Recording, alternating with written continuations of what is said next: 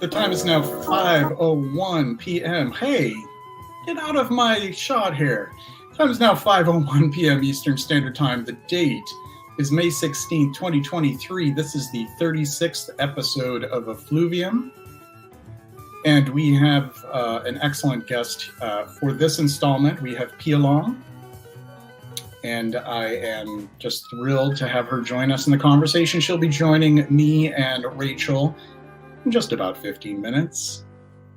As usual, we're going to start off with 3 first impressions. And they will be as follows.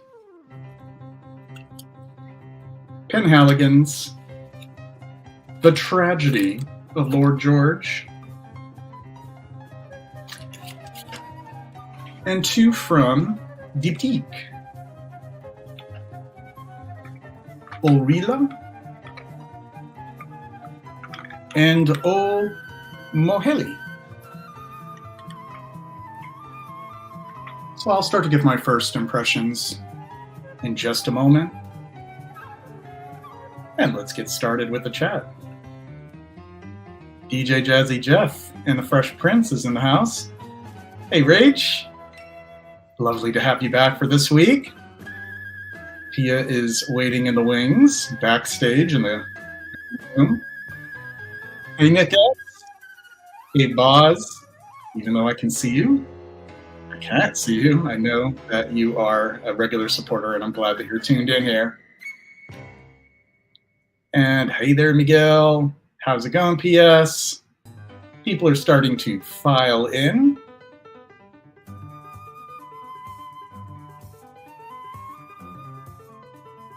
I think that will be an Ambroxan tragedy. Which out of the 3? Which one? We'll see. Drawn by Census here. Hello from the UK. Scent of the Day, GFT by Trumper. GMG, welcome. Stay tuned. There will be the first 3 impressions. 1 from Penhaligon's, 2 from Diptyque. Just a reminder, folks, to help support this content, please buy me a coffee. I actually have not gotten a single coffee in over 2 weeks. Just 1 coffee, $5. For each coffee, it's $5.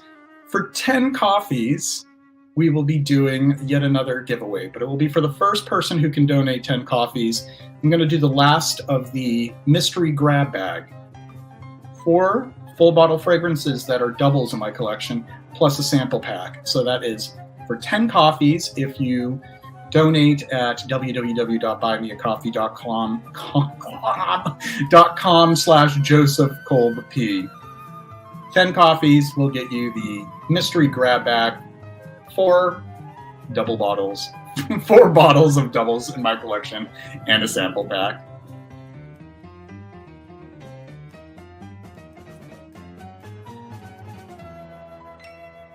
And I think we should get started with these first impressions.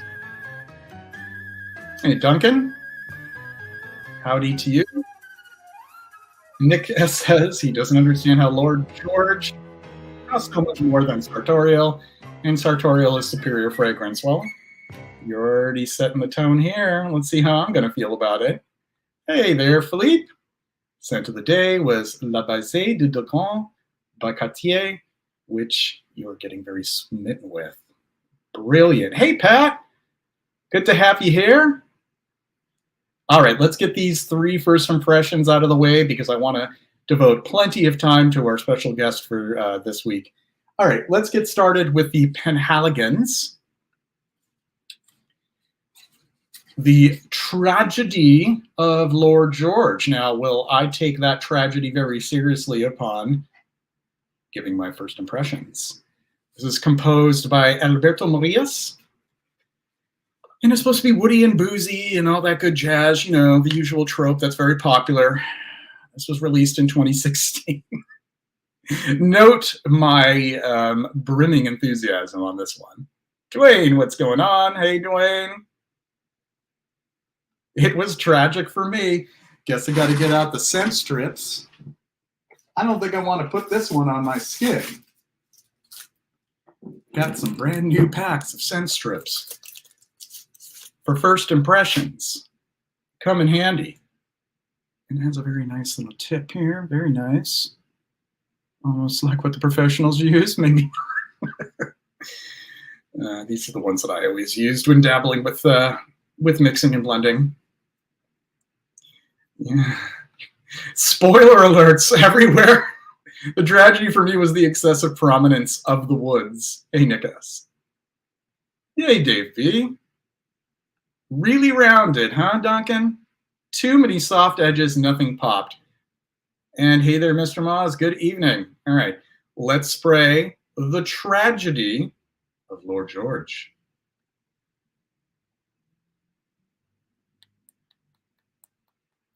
And the first tragedy is the atomizer on this. It's not working. Not working. I'm going to go over here because this might be a little messy. This is a faulty atomizer. I'm going to use my stronger right hand. Well, fiddlesticks. It's not working. Is this a sign that I should just not smell it? Should I not even bother? Because everybody's telling me that they're not so crazy about it. It's not spraying. Oh, there's a little bit of it coming out.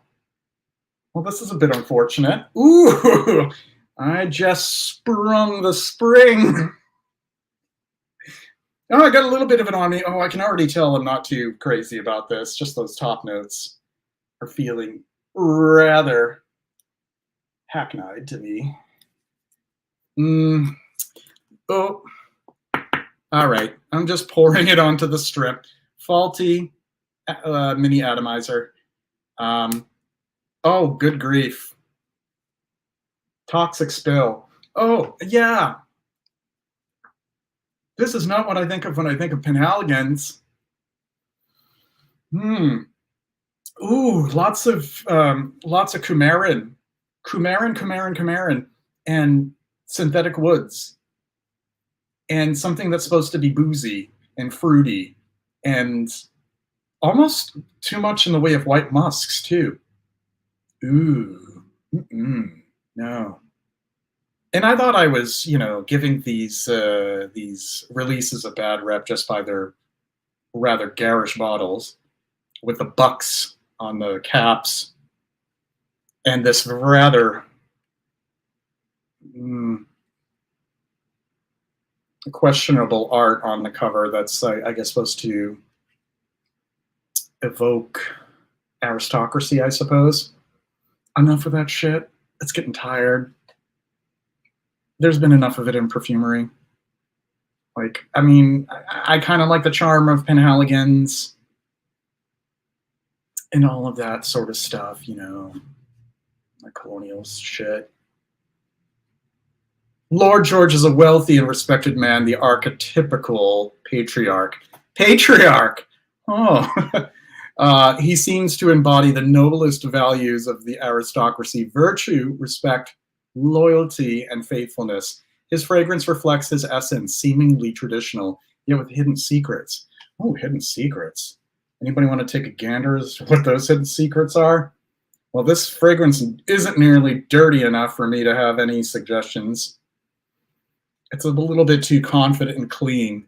And it says underneath, with hidden secrets, it says in italics, the flesh is weak. I would say the flesh of this composition is rather weak. No, with all due respect, Mr. Marias, somebody's got to pay the bills. And the spring had sprung. It went boing. And that's all there is to it. We're going to move on to the next one. The next one will be Orilla. Orilla. Ooh, I'm opening my Spotify by accident. I guess I'm trying to put a soundtrack to everything and lose my monetization, which I am going to make sure does not happen because I use royalty-free music most of the time. Okay, that's closed. Okay, Orilla, Orilla, Orilla, Eau de Parfum. launched in 2021, rather recently. The nose behind this fragrance happens to be Fabrice Pellegrin. Okay, onward and upward, hopefully. New Mouillette.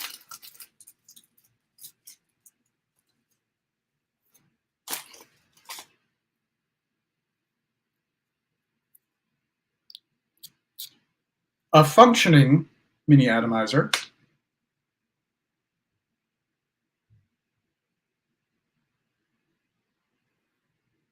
Oh, that dreaded Suederol. F me. I can't deal with it. I can't deal with Suederol. I can't. It has to be really, really minorly dosed. Oh, Jesus Christ. If it's like raspberry, this totally just smells like Tom Ford. Oh. Thanks. You helped me out right there. Yeah. Yeah. That's what it is. That's exactly what it is. It smells like the way that raspberry filling tastes in one of those like Whitman sampler. Well, I don't know if people outside the U.S. are familiar with Whitman sampler. I'm thinking of other brands, Russell Stover, See's candies. They'll have like the chocolate with like the raspberry jelly in it. And that combined with this very modern luxury Italian car leather, which does something to my hippocampus that doesn't make me happy. I don't know if this is buried trauma that I'm not in touch with. It doesn't please me. It doesn't make me happy. It makes me very uncomfortable. And then also, of course, the saffron coming in. Good grief. Yeah, I already see where this is going. It doesn't resonate with me. I can be brutally honest with how I feel about a fragrance. It might be something that folks out there love. Don't take offense. This kind of style does not resonate with me. I find that there are many fragrances on the market that try to fit this mold. Frankly, it is a bit disappointing that Diptyque decided to do their also ran for this when they're known for being relatively creative and unique. But maybe those days are past us, or they're just less frequent. Ooh, no. I think that first impression is the only impression I need. I'm not going to wait until the hard or the dry down for it. I can already play the tape forward, as it were. We're good with that one. Omoheli is the next one. Omoheli. And what a wonderful Enchantillon Gâterie.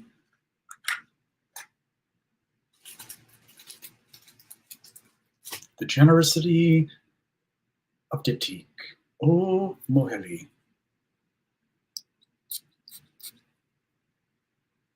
Got a little bit on my knee.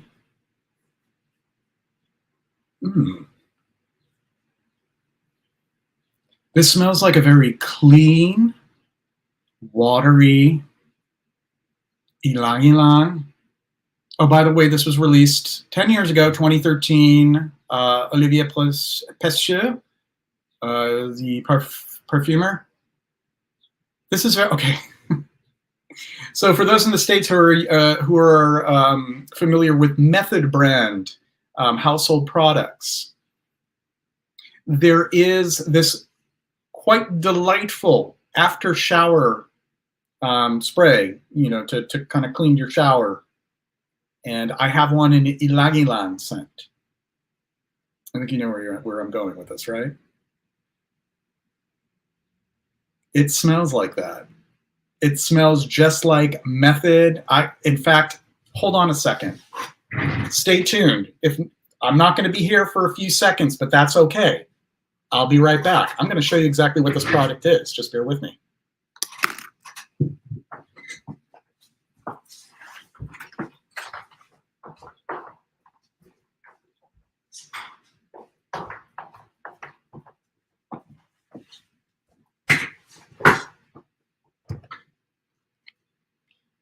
See, that took no time. This is in my bathroom.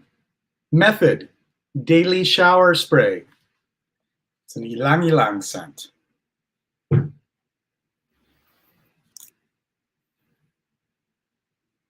It's uncanny. So, does this mean I like it? So, on a very personal level, it smells so much like my daily shower spray that I wouldn't be able to remove that association. But looking at it and smelling it objectively, beyond that, I suppose if somebody is looking for a somewhat peppery and watery yellow floral ylang ylang, they couldn't do no worse than to try out Omoheli. But unfortunately for me, it reminds me a lot of my daily shower spray. And I like my ylang ylang to be a little bit more fleshy and a little bit more overripe, like on the verge of decay, kind of like that. Just like that. I love my ylang ylang extra, but I even like those like low grade like Kananga oil and ylang ylang one. But I just like those very dense, full-bodied, rotting banana kind of ylang ylang, like flowers that are just starting to wilt. They're at like they've just passed their prime.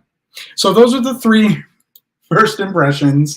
I'm already a little bit past the time where I want to introduce my guest. Rachel, be sure to go backstage as well, and we'll bring everyone in. And I want to get started with a proper introduction to Pia Long. I think I first interacted with her a long time ago when I was dabbling with perfume making myself, and I was very much inspired by her insight and her guidance. And as many of you know, I am on a indefinite hiatus from perfume making, but we'll see what happens in the future. Pia Long is a co-founder and head perfumer for Olfiction Limited. My apologies. Olfiction Limited, an independent fragrance house and consultancy service. Olfiction blends extensive experience in the fragrance industry with a passion for creating original scents and stories. Pia specializes in fine fragrance and home fragrance and has worked both in brand and for suppliers, creating fragrances for multiple brands and product types. She's also a member of the Société Internationale des Perfumers Créateurs and council member of the British Society of Perfumers.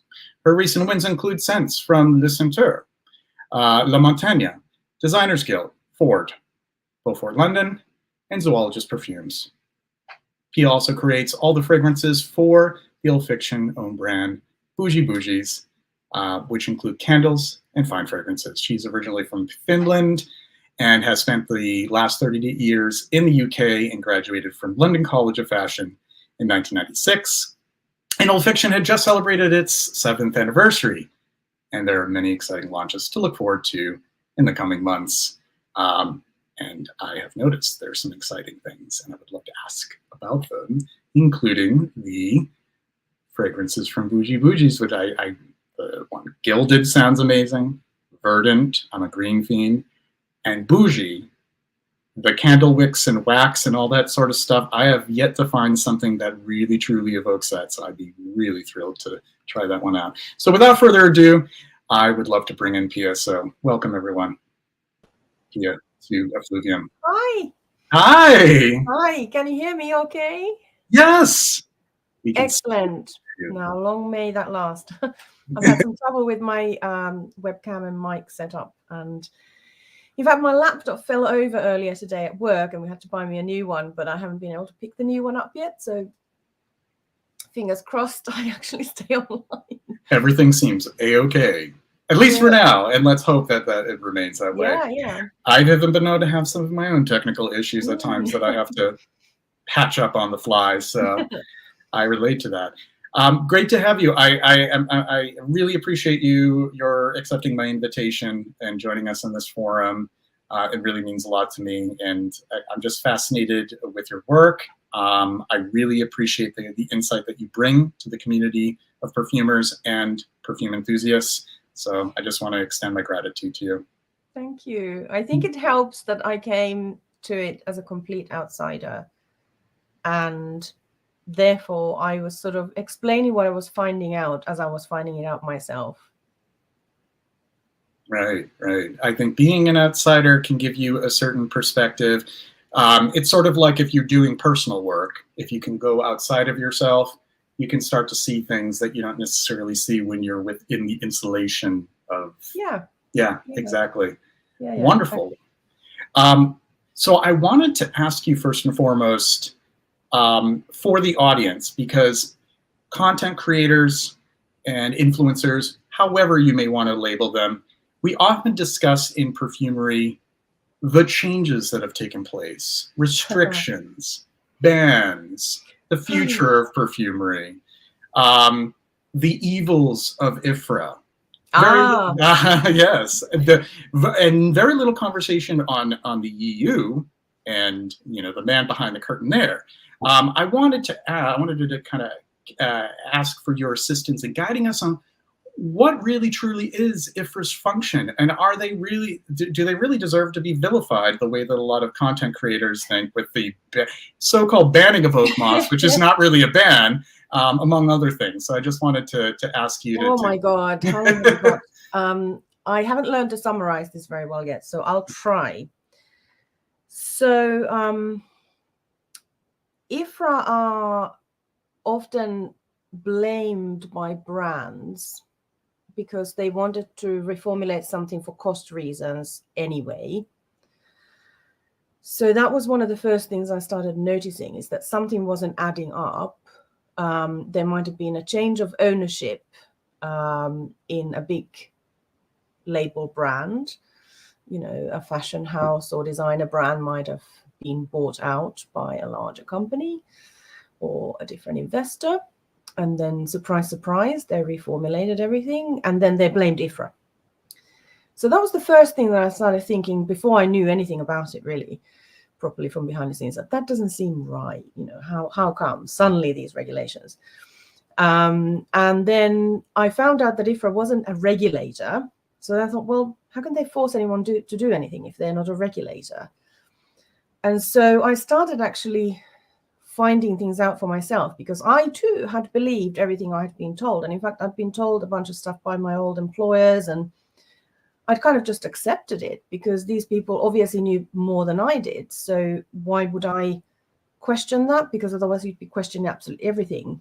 But then, yes, some of these things didn't add up and didn't really make much sense. And so ultimately, the real situation is that the pressure is coming from NGOs globally, local environmental and health ministers, local and global dermatologists, often from actually Nordic, dermatologists and green politicians. That then gets filtered onto lawmakers. So either, even as far up as United Nations, but usually actually down to sort of group levels like the European Union. And, in America, obviously, often something can filter up from state-based preferences like California all the way up to a structure where it starts to become national policy. And so in EU particularly, which is where most of my expertise is now, really what's happening is that there are a lot of very delicate politics at play, because ultimately everybody is wanting to signal that the world is moving to a greener direction. And also that consumer protection is very important. And so human health, environmental safety.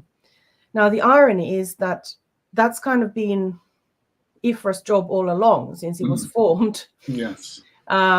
It's celebrating many decades of an anniversary. I think it's 50th anniversary this year, you know, and it's basically been trying to act as the kind of the dam between the flood of wannabe bans from these actual lawmakers, governments, and larger bodies like the EU versus the trade. So it has tried to provide subject matter expertise to stop a ban. So when, you know, a lawmaker might say, hey, let's ban bergamot, which was actually on the cards at one point, IFRA will try to work with the local growers. We will try to lobby on behalf of the fragrance industry. We'll try to push back and say, can we not?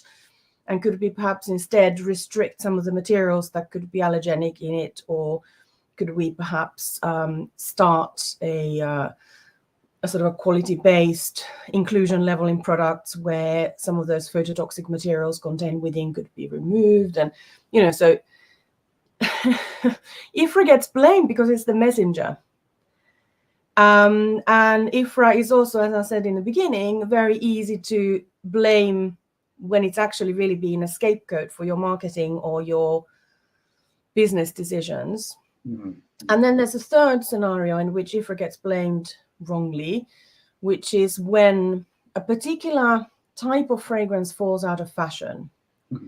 So a very good example is oak moss, the type of fragrance that relies heavily on that bitter, resinous, seaweedy, fusty strangeness of oak moss, contrasted against sort of often bitter and sometimes quite full-bodied florals, and then that really sparkly citrus, that kind of style, the sheep style, you know, that has gone out of fashion. People think, oh, it smells like old buildings, or it smells like the old opera, you know, it smells like an old lady's antique furniture sofa that has gathered dust for 100 years, that kind of thing.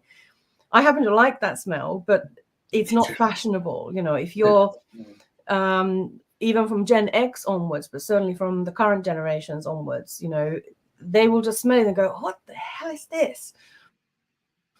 And so a brand will not be creating a fragrance like that because it won't sell. And it's much easier to say, IFRA has prevented us from doing this style of perfumery. And meanwhile, oak moss is still allowable. We can still use it. There's a quality restriction so that it must not contain a couple of constituents that it naturally contains that are allergenic. But you can now buy qualities where those constituents have been effectively removed entirely, to a point where they're at unavoidable trace, at which point, by the time you add that fragrance to your consumer product, there won't be any left to irritate anyone's skin. Like atronol, chlorotronol. That's right. And then, you know, you can combine that real oak moss quantity, you can combine it with seaweed absolute, with Evanil, synthetic oak moss. You can combine it with some leathery accord, maybe some tobacco notes. There's all kinds of ways in which you can provide that bitter, wonderful kind of old-fashioned base note to create that accord. Is just that it doesn't sell. Yeah, right. No, So you see them in indies, and you see them. You see these beautiful sort of signatures with artisanal brands and indies and so on, but you don't see it in designer and even kind of masstige level, because simply they won't sell. And you know, a lot of brands find very convenient to blame IFRA.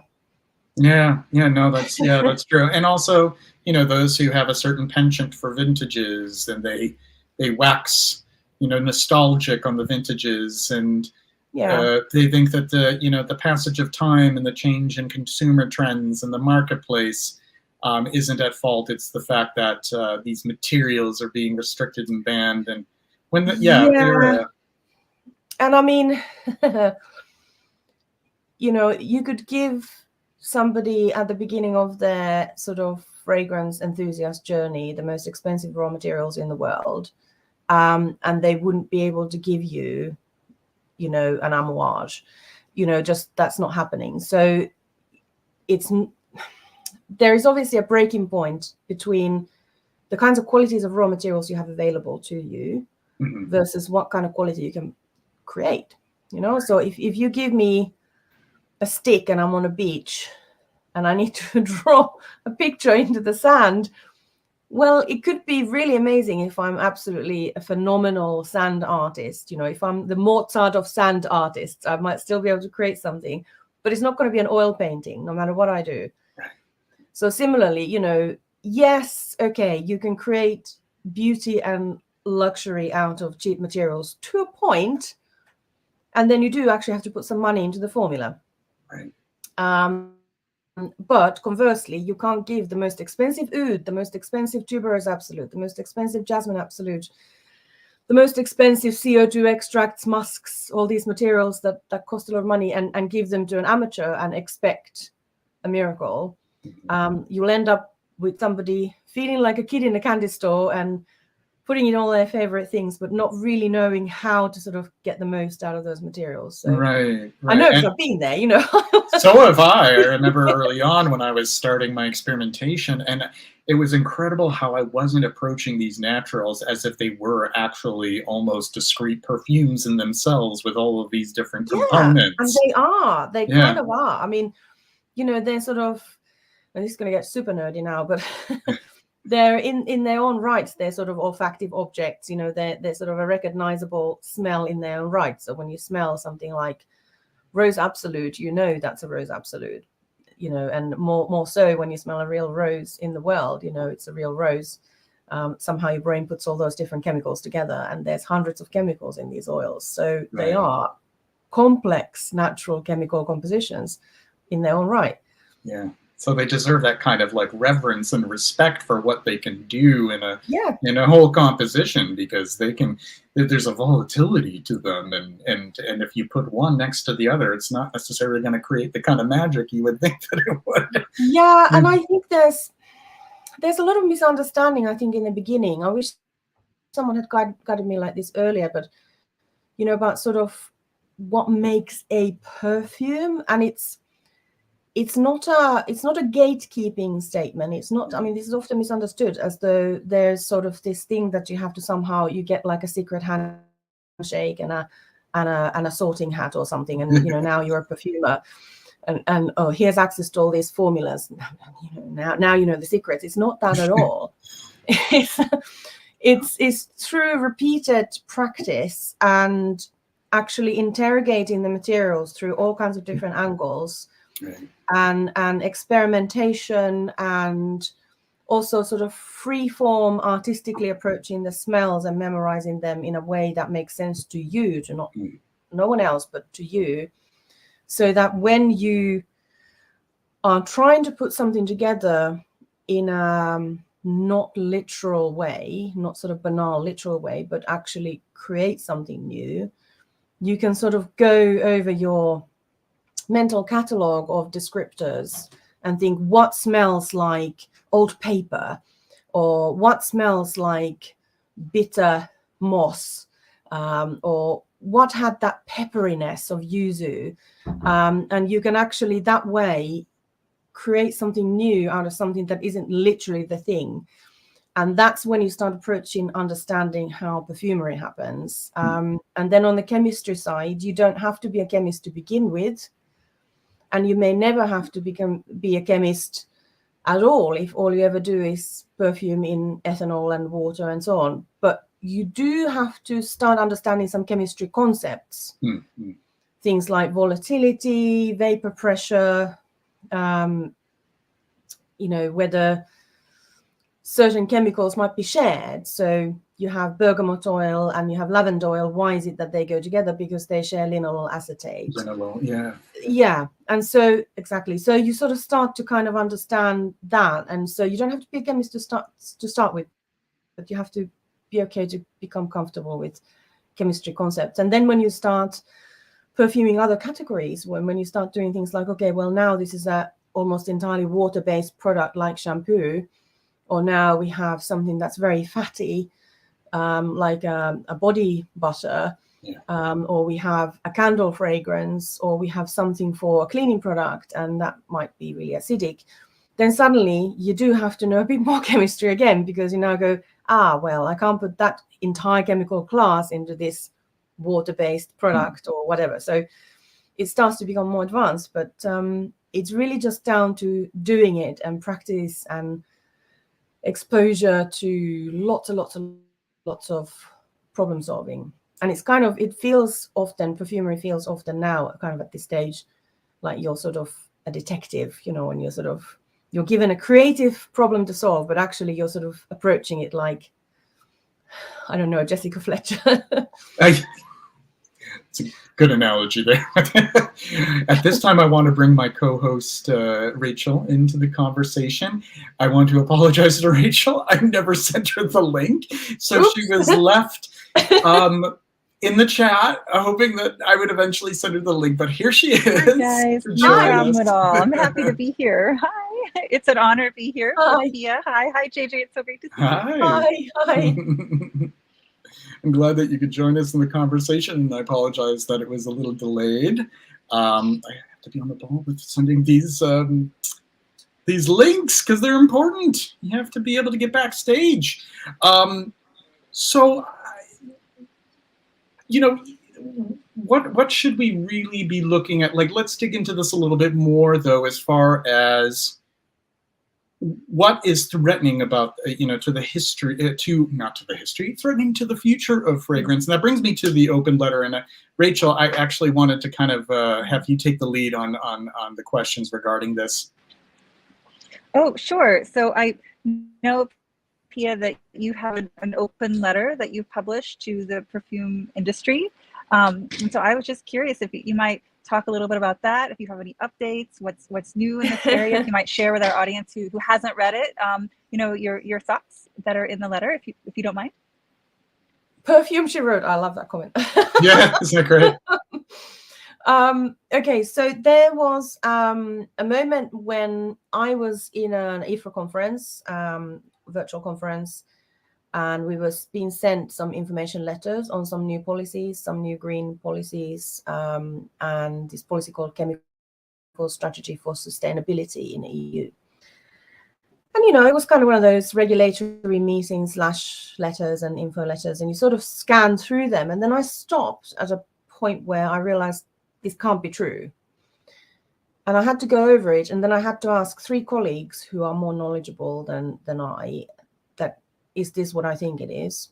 And so to try to summarize the thread, there is this approach currently being lobbied to the EU lawmakers that we should abandon the concept of safe use.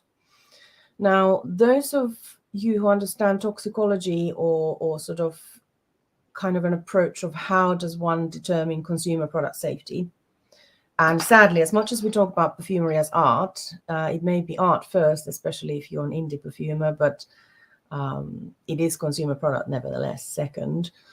And if you're in sort of the fast-moving consumer goods market, then you have to consider it as consumer product first and art second because of the considerations of all the sort of corporate manufacturing processes and the huge vastness of the product launch where it goes global. So you have to think of all the sort of safety and consumer product safety first before you even think about the creative. And so what would it mean if we abandon the concept of safe use? It means that if there's a material such as the complexity of natural rose oil, which we just talked about, which is sort of a perfume in its own right, well, the thing is, nature has put some things in there that aren't very nice, because sometimes those oils, when they're concentrated by human beings through human endeavor into something that nature never intended, as in you don't get much oil from the rose petals, you have to have 4 tons of them to get 1 kilo of rose oil. Right. So by the time we've concentrated that, there might be some things in there at a level that might not be great for on skin or for the environment. And the current proposals being pushed from environment and health ministers in the EU are that any material whatsoever in consumer product, they're not specifically targeting fragrance, by the way, but it just happens to be that, as typical, fragrance might end up being a casualty. Any material whatsoever that has what they deem two hazardous properties. We haven't actually had a full definition of what they mean by this yet, but I'm assuming carcinogenic, mutagenic, reprotoxic. All of these are found in a vast number of essential oils. So something like rose oxide, something like coumarin, something like the estragol in basil oil. Like tarragon and right. Yeah.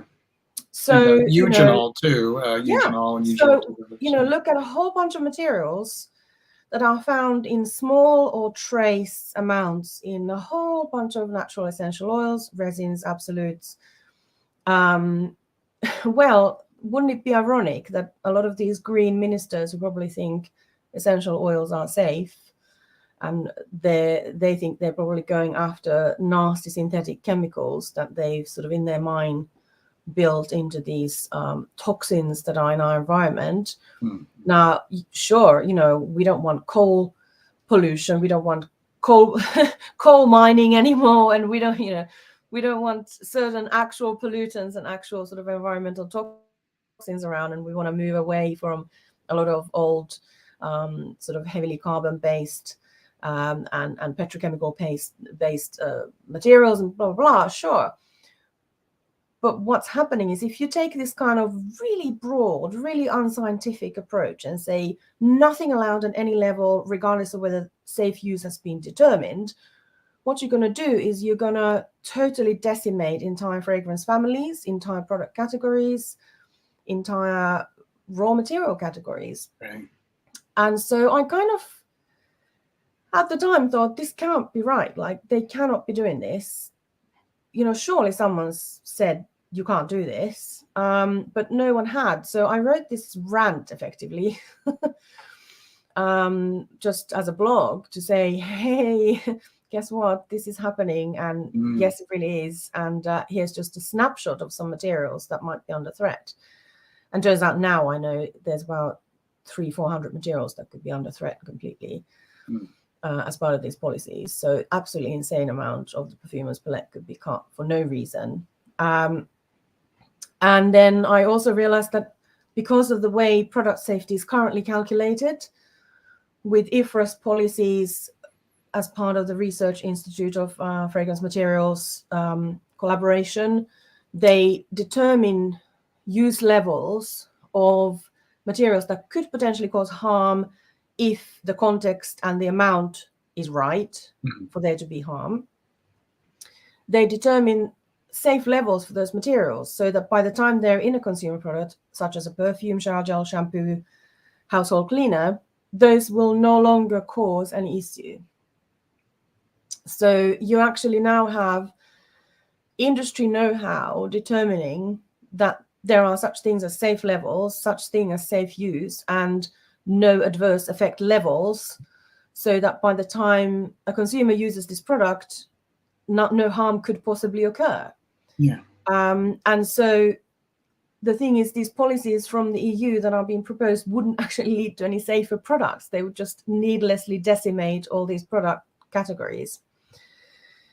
Anyway, so as a result of that, there was quite a lot of discussion, and a couple of people got involved and sort of showed the blog to others, and it got sent around at the World Perfumery Congress, and then a couple of people from IFRA and ISPC picked it up, and then the next thing I know, I got a phone call to invite me to the committee to help IFRA communicate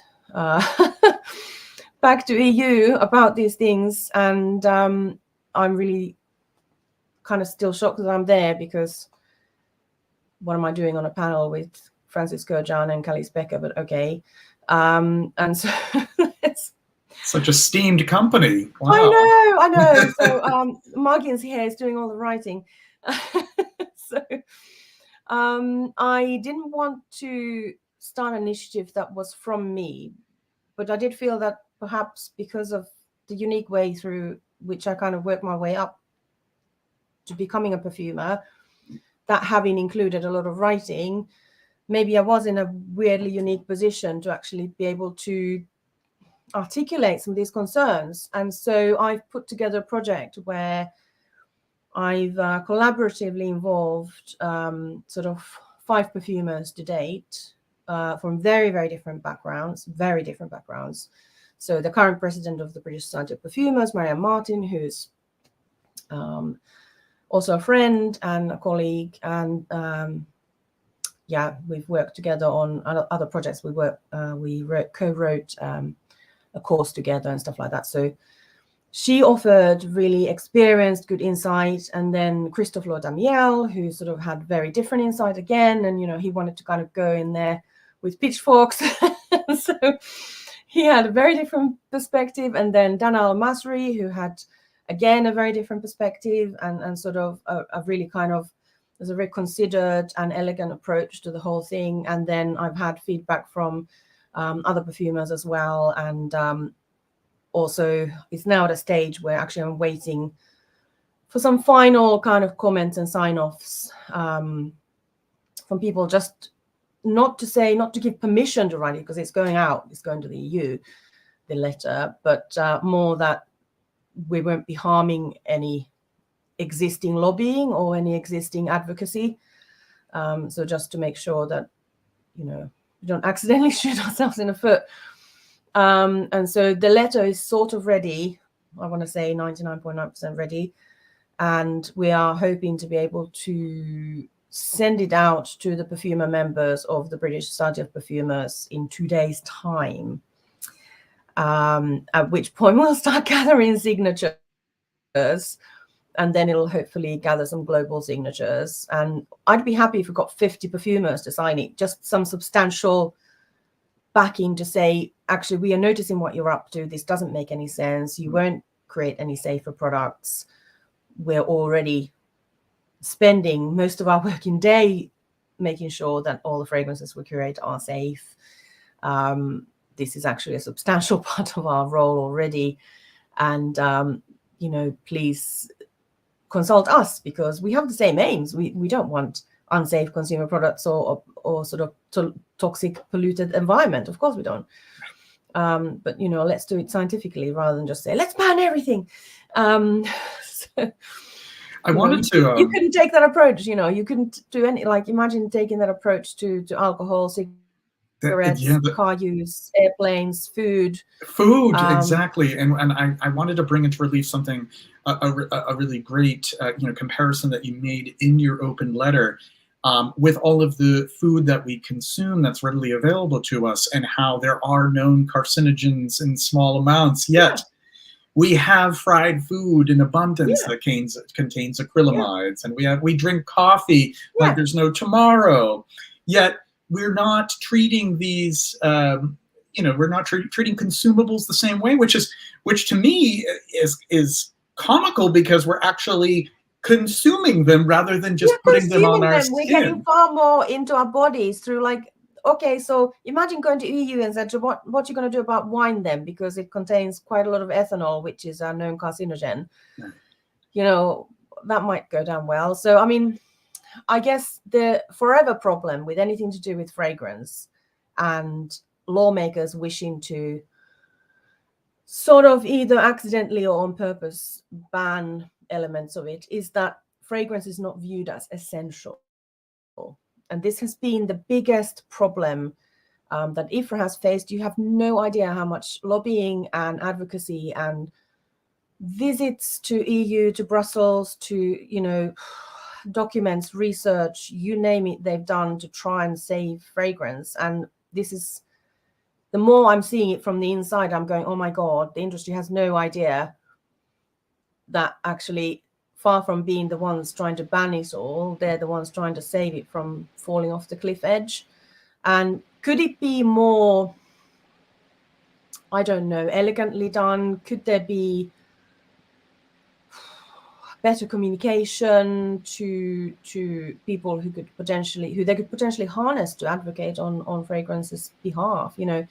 Sure, but they're also in a really difficult position because they have to sort of carefully not to take any sides as well, because they have to sort of remain really neutral. So I guess the role of the sort of the perfumers cross committee is for us to be able to do a bit more on that side. But yeah, because of the urgency of this issue, and because no one else was basically standing up and saying, I'm going to do it, then I guess I'll do it. So, I mean, I was kind of waiting for someone with more experience and more authority and more of something to go, hey, we're already doing this. Don't worry, you can sit back. Nice blog. Turns out no. And this is so urgent because they're potentially going to make a decision on this year. Yeah. So we really need to move. And so, yeah, I guess we'll see what happens. But what would be really good is that by the time the letter is out there, hopefully gathering signatures from perfumers in EU and globally, actually, because if certain things become unavailable commercially, then that will have a global effect. Absolutely. And so, but yeah, by the time it's out there, then maybe, you know, other people will read it too, even if you're not signing it, just to sort of see kind of the main problem. But I don't know how much it's going to do. Maybe nothing. Maybe it's too late. But I also don't feel certainly like we should back and wait. No, I'm so thankful and glad that you're doing this advocacy, and I think that everyone in our community is, of course, including customers and people who understand that fragrance is an art. It's also part of our intangible cultural heritage as humanity, right? And I mean, I feel like you could almost even get help from UNESCO, for example. There are a lot of scholars working on fragrance as cultural heritage right now, actually. But and probably Dana Al-Masri knows about that. But I wonder if you've heard, because I've heard some kind of stirrings recently about some attempts at kind of these bigger levels, these higher levels that you're now working with, about trying to establish kind of a worldwide regulatory body for fragrance, like the EU regulatory system, but for everyone. So there's no longer these differences between like what's allowed in the US, what's allowed in Korea, what's allowed in the EU versus Australia or South Africa, etc. I don't know if you have heard anything about that.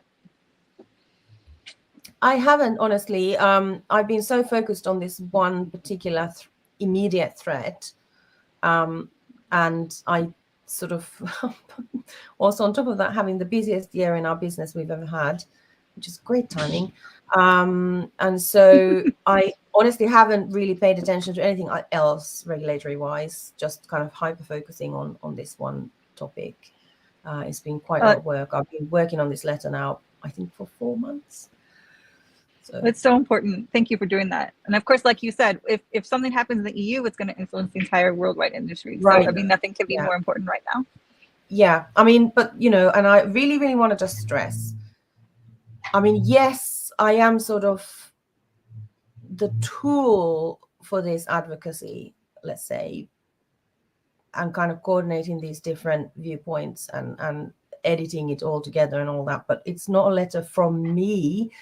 It needs to be a letter that all perfumers feel speaks for them, and I will not be addressing it as though it comes from me. It needs to be a letter from perfumers trying to say, hey, guess what? You should work with us instead of work against us, and please be rational. And so let's hope that that message will get through and that we will get people on board, because I'm really, really, really interested in, I don't know, just kind of shaking some sense into the process. And perhaps there are perfumers who have been so busy and kept so kind of in their silos that they might not be aware of this either. So that's the other thing. It's kind of raising awareness too. And I don't know. I just want to help. At least make people feel that they've done something, even if the worst happens. Yeah, exactly. You know, putting your best foot forward to preserve this. Yeah, I can't stand it. I'm a person of action. I just think of the domino effect from that. You know, whole like livelihoods, industries, growers,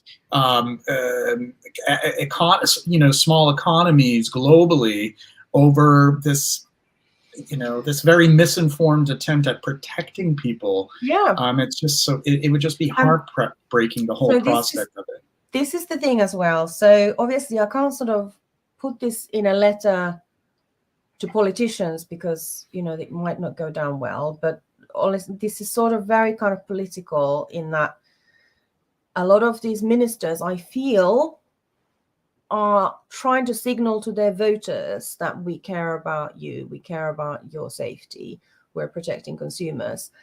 And I don't think that any of those ministers truly actually went and asked consumers, would you only ever like to have completely unscented toiletries? And how do you feel about having only, 15 types of perfume available? And all of them smell of Hediguer and ISO super, nothing else kind of thing. And it's like sometimes it already feels like that. I know. But just very quickly, Pia, I hate interrupting because I don't want to have you lose your train of thought, but I always want to give a shout out to those who contribute to the channel. So Manginosis, thank you very much for your coffee, much appreciated. And just a quick comment that I highlighted here. That I thought would be worthy to sort of fold into the conversation from Shruti Joshi, Sarah McCartney at 4160 Tuesdays, or is it actually? Yes, it's actually 4,160 Tuesdays. Recently told me that more and more aroma chemicals are being developed from excess and waste products from other industries such as yeast from brewers, and that would be the renewable feedstocks rather than just using petroleum-based products. Which is promising too. I mean, that does edge us towards a little bit more sustainability. Yeah, that's absolutely true. And there's this great book. Hold on, where is it? Where is it? One moment. Oh, of course. So read this. Oh, I'm going to put you into focus here so we can see the book here. Green Chemistry Theory and Practice. Theory and Practice. I haven't got time to explain the whole thing, but basically if you're interested in that kind of topic, then that's your book. And we have to simultaneously accept that there is a lot of legacy we've inherited when we work with any kind of chemicals, from when the Industrial Revolution was cool and great, and chemists and chemists and industry just grew and grew and grew unsustainably, and the whole world is battling with this legacy now. So fragrance industry is hardly alone, and fragrance industry is hardly the worst in this, because fragrance industry has had to think about these topics far sooner than a lot of other trades. But at the same time, we still have materials that are created from petrochemical feedstocks or unsustainable feedstocks. But what's happening now is that the big manufacturers and companies who are inventing new aroma chemicals, etc., they're looking at completely new methods, completely sort of new sustainable methodology, and also they're going over their legacy catalogs. And so they're going over materials that already were invented and have already been used in for decades, and are trying to see, okay, well, we might not be able to make this completely 100% green, but can we make it better? Can we reduce its carbon footprint somewhere along the line? Can we change the feedstock? Can we do something to it so it uses less energy? And so this is really exciting to me, almost more so than creating a new molecule, because you've got to realize, if you've got a material that's in hundreds of thousands of consumer products out there, and it's already incorporated into hundreds of thousands of formulas, and the tonnage and the volume of it out there is massive versus something that's just been invented. Well, it's very nice that you've invented something new that's been made from yeast. That's very cute. But look at the saving you could make from just reducing the carbon slightly of something that is already used in tons and tons out there, or changing the feedstock so that it's no longer coming from an unsustainable source. Like that, to me, is the real amazing stuff that's happening, and people don't necessarily know about, because obviously a lot of these things are trade secret, and there's very select bite-sized bits that we get in marketing, where these corporations will choose something that they will give to us as a marketing message, but there's a lot happening behind the scenes that's actually really promising. I would define feedstock myself, but I figured it would be only appropriate as the guest if I could give you the floor for that. Well, as I say, I'm not a chemist, but just for those who are tuned in who are not familiar, I mean, I have the background in it as well, but yeah. But I mean, feedstock is where you start to create a chemical reaction, and so the originating material from which you start off with a chemical A, and then you might actually end up, your final product might be chemical Z. And obviously chemists try to shorten this process, shorten the number of reactions, shorten or lessen the amount of waste product that comes from the reactions, make the whole process more efficient, make sure that there's higher yields, lower waste, lower pollution. So, you know, if you have a chemical process that used to have 10 steps and create X amount of tons of waste, what if you could reduce it to 5 steps, right, and not have any waste, and so on? So, you know, it's really, that sort of stuff is actually genuinely very cool, because it is using real life scenarios and making them greener, all behind the scenes. See, that's the kind of green direction that does have more practicality, makes more sense, and is not exactly. So we have a comment here from M3 Carlino. The public buys into branding of expensive chemical fragrances. It's very sad when you try to explain its chemicals. They just do not care. But this is an interesting. I think that we want to kind of. And I know, Pia, you'd be, you know, obviously this is your area of specialty in defining what exactly is a chemical, because I think some people are hearing chemical and they think that that's the bad thing. So, yeah. I mean, this is kind of like a whole other topic in its own right, but I guess the frustrating thing is that marketing and politics and influencers and misinformed media and all these kinds of things have created this soup of belief that has penetrated our brains to a point where we don't even question it. And one of the really kind of difficult ones is that people think chemical is the opposite of natural. And of course, everything is chemical. Life is chemistry. We are chemistry. Everything, all matter is made of chemicals. Yeah. And plants are little chemical factories. And as we just discussed earlier in the live stream, you know, now a whole bunch of natural raw materials are under threat because some of the plants are making chemicals that aren't maybe so great for human health. But luckily, we know how to dose them so that they make no difference whatsoever. But nevertheless, exactly. And, you know, our bodies produce formaldehyde as part of our internal processes, you know. Right. There's traces of cyanide in our body. Yeah, but... you know, so the thing is, life is chemistry. Without chemistry, there is no life. So this is the difficulty. And so I think where things kind of get, I guess, converge and get confusing is that a lot of the modern designer fragrance, especially, but, you know, I've seen a lot in niche too, is sort of, it's currently fashionable to have this rather screeching, almost rubbing alcohol, excess woody amber or fake oud type signature. And they, you know, when they're really at that level where you sort of feel like your eyeballs are vibrating when you're smelling it, then, you know, it does feel like there's been an accident at a chemical factory and what the hell is this?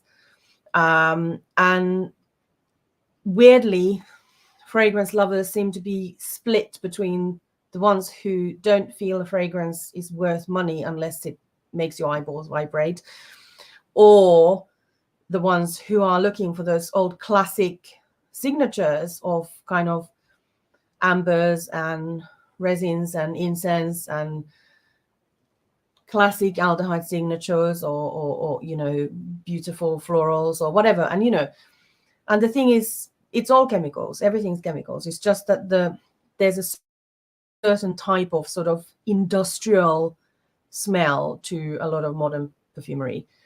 And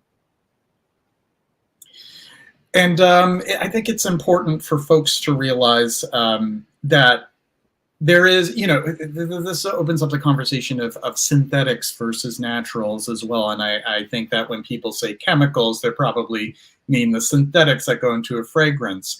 And when we look at chemistry, a lot of the synthetics can be chemically very similar to, or if not exactly the same as they would appear in nature. And also it begs the question,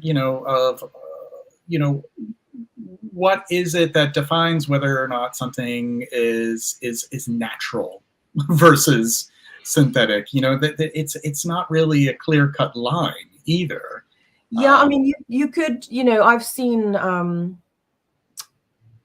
marketing where, and I mean, I've had to sort of offer it as an option as well, for people who have the kind of idea that they would like an all-natural fragrance, but then they have the budget for an all-synthetic one. And so you have to kind of try to sort of negotiate that. And so you say, well, okay, how about nature identical? And as you've just suggested there, it is true that there is a lot of synthetic raw materials that have been synthetically produced, but actually mimic and are near identical to the chemical components found in natural materials. So you can have synthetic geraniol, synthetic vanillin, synthetic linalool, linyl acetate, ocimene, citral, limonene, indole, you name it. You can rattle off a list of hundreds of them, which all exist in nature. And a lot of them are commercially available as synthetics. A lot of them are really sort of good value for money, and you can create a really wonderful natural smelling fragrance using some complete natural materials, and then sort of give it kind of a scaffolding and structure and or space using these nature identical synthetics. And then to confuse matters, a lot of those are available as natural isolates. So instead of synthetics, they're now called isolates, and they've been isolated from a plant that naturally contains them. But that sometimes means the price of them is 6,000 times more than the synthetic counterpart. Sometimes it's 200 times more, sometimes it's 1,000 times more, but I think the worst I've seen is 6,000 times the price of the synthetic. Just so that you can say that it's natural. Yes, just so that you can say it's natural. But the process doesn't seem. First of all, it doesn't sound practical. It could be argued as to whether that's sustainable because you're using all these. Yeah. But there are, if you want to get very, very, very nerdy, I love to do that. The synthetic material that mimics the one in nature or is sort of molecularly identical, well, because of the feedstock it's come from and because of the purity of the processing that it's gone through, it will have slightly different trace element signature. So there will be some impurities in there that wouldn't necessarily be in the natural, right? So, and even between two synthetic vanillins, you can actually detect in the odor where it came from. So did it come from lignin, paper pulp, or did it come from eugenol? You can tell which is which. So they're not exactly the same between even one another, never mind between the ones in nature. And synthetic, I don't know, benzoyl salicylate versus natural benzoyl salicylate, there's a difference. I can tell it apart. It's not exactly the same, but it's so close that it actually makes no difference in the finished perfume, never mind in the finished product. You could be very, very sort of precise and say, I will only have the naturals because of the aesthetics. Okay, but then I hope you can pay the excess. So I've been in situations where I've made a choice that if a perfume relied on a heavy dose of something particular, like let's say indole, natural indole is just somehow more floral and richer. The synthetic indole is a little more mothbally. So, I have made a decision before that for my budget for this fragrance, I am going to splurge on that natural isolate because this fragrance is kind of built around it. Right. But in most cases, you wouldn't. That would be a silly way to spend your money as a perfumer. Right. I could see with Indole, being, not with cost efficacy not being as much of an issue purely because of the fact that not as much is needed. Right. You wouldn't sort of put in 30%, So right. Exactly. So, well, you could, but very interesting smell. Yeah. So I don't know. I mean, that's probably getting too technical, but ultimately, it's an aesthetics choice, it's a marketing choice, it's a budget choice. But the thing is, it's never about safety. And this is kind of what I want to sort of return to, is that, there are choices you've got to make as a perfumer. There's choices you've got to make as a brand owner. There's choices you've got to make as a marketer. That's all fine, and we can debate those till, the cows come home. But what really we must fight against and push back against every time we encounter it is this conflation with safety and the origin of the raw material, because the origin of the raw material has nothing to do with its safety profile. Each raw material has its own safety considerations, correct dosage considerations, correct risk assessment considerations, depending on the use scenario, depending on the dosage, depending on its hazardous properties, whether you've put it into a formula where it might react harmfully with the base product or another material, whatever. So, you have to be rational about that. And where we're seeing a lot of problems originate from is that brands and also perhaps well-meaning sort of campaigners for healthier environment and human health are sort of mixing up these concepts. They're sort of saying, natural is safe and chemical bad, and we've gone wrong there already. But then sort of suggesting that there is such a thing as a completely safe substance. Well, there isn't. Even water isn't, or such a thing as a toxin. And okay, but you're going to have to define that a bit more then, because dose makes the poison. And obviously, certain materials are inherently way more toxic than others. But I've seen people who've had their faces full of botulism insist that they will only want a natural fragrance, and it's quite ironic. No, I just sometimes I laugh uncontrollably about that. And I try to say this in the most sensitive way as possible, but it is so naive to think that nature is so benevolent. I mean, nature is trying to protect itself. I mean, it is naive, but at the same time, I used to be angrier about this, and I used to sort of kind of push back on an individual level more. But now I've sort of really come to realize that people are being bombarded with misinformation and sort of kind of propaganda at this point, to such a level that I can't victim blame anymore. Like normal people, who the hell has time to develop expertise in every topic? Well, nobody. And yet we're being led to believe that simply by sort of going on TikTok or reading something on Facebook or reading something in a glossy magazine, we now know about a topic. And I mean, anyone here who has any expertise in any field, and have a think about how much crap you read online, see on TikTok, read in newspapers, hear in even news programs about your special expertise, and then realize that that applies to literally every topic on the planet. So, we live in a horrible era where there is sort of millions and millions and millions of pieces of noise and misinformation, and then the occasional kernel of reality.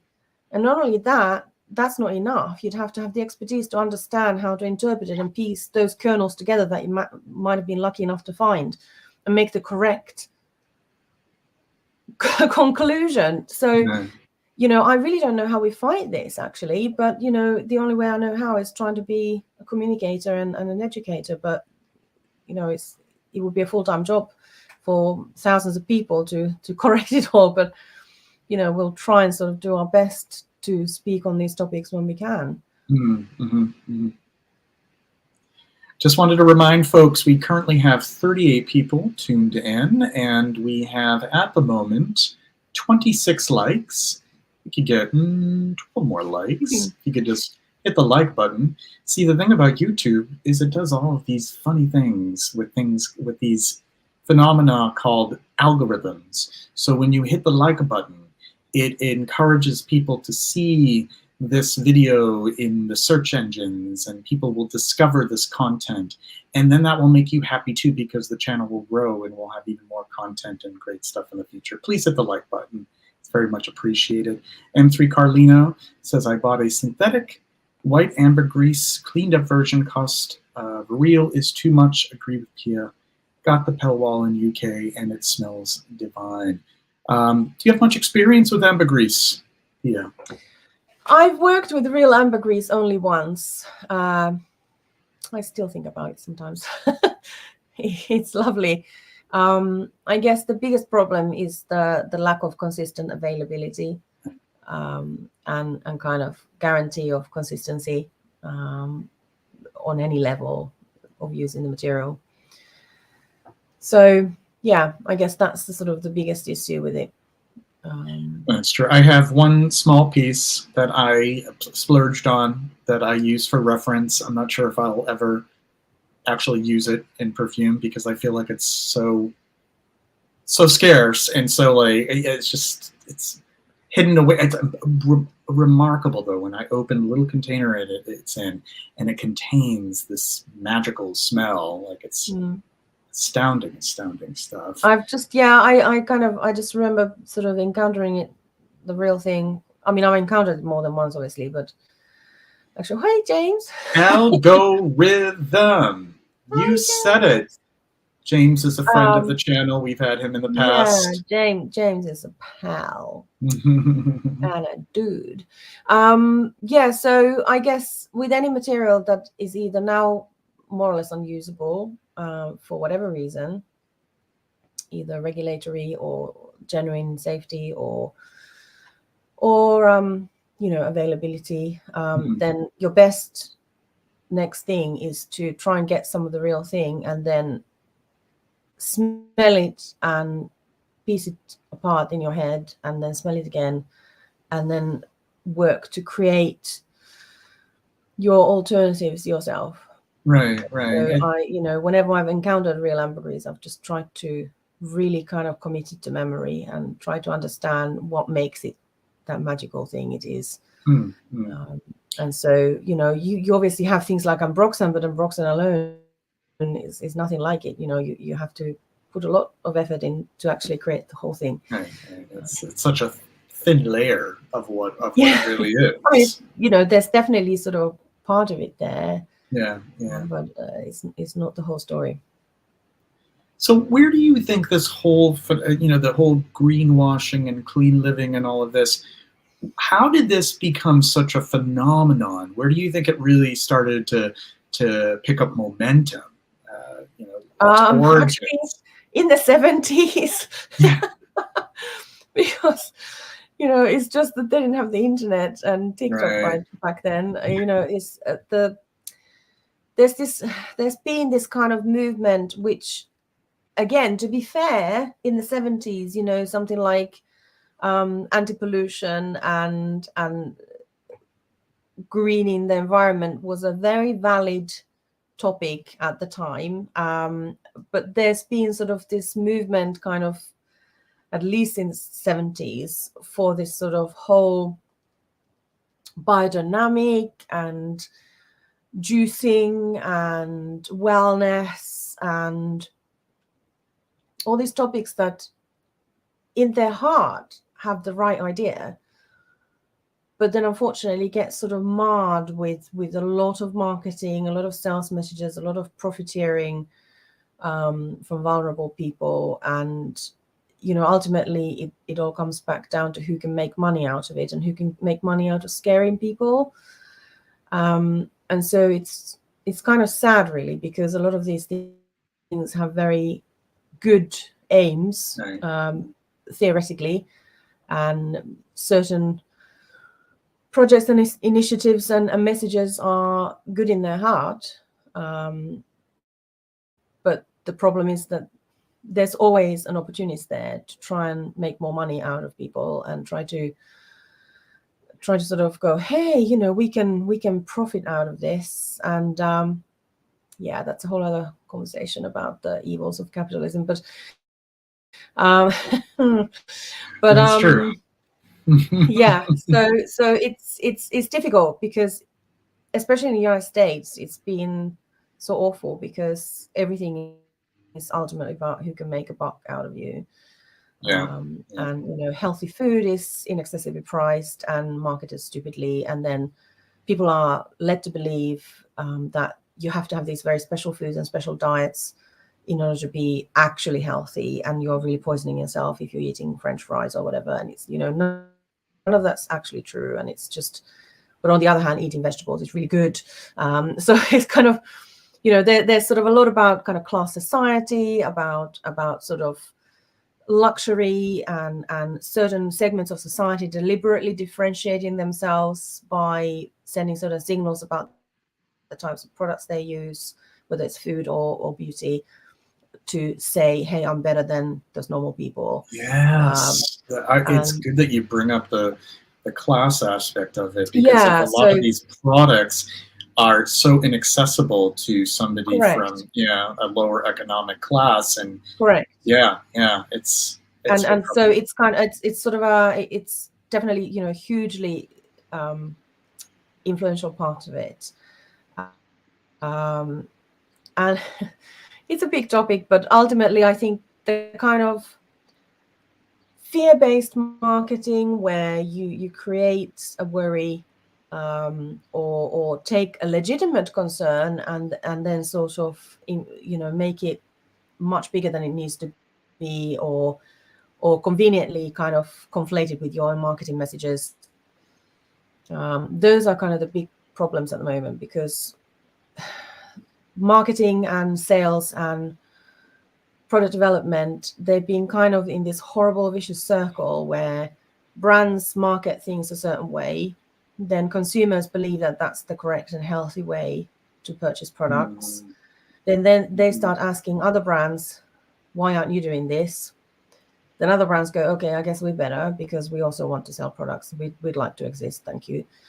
We also have salaries to pay. So yeah, we better do these same things. And then those brands go to manufacturers like fragrance houses and say, hey, you know, we want Sephora clean standard beauty fragrance, and here's this nasty list. And fragrance houses go, what the fuck is this? But I guess we also like to pay our salaries, and we like to pay our overheads, and I guess we have to make what they're asking.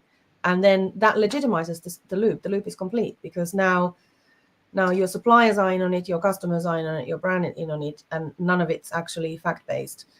And we're in this situation currently. Right, and that's and then the reaction is with, you know, things like the EU. Right. So exactly. So exactly. Right. So now you know, now we're in a situation where, okay, well, actually the rather sinister consequences of this are that now we have NGOs and health ministers and environmental ministers thinking, yeah, this is a great approach. And the consequence could be that, ironically, a lot of naturals end up getting banned as a result, because we didn't approach it with nuance. We didn't approach things rationally. It was very sort of broad and childish approach. And it was just easy to market certain things in a sort of lazy way.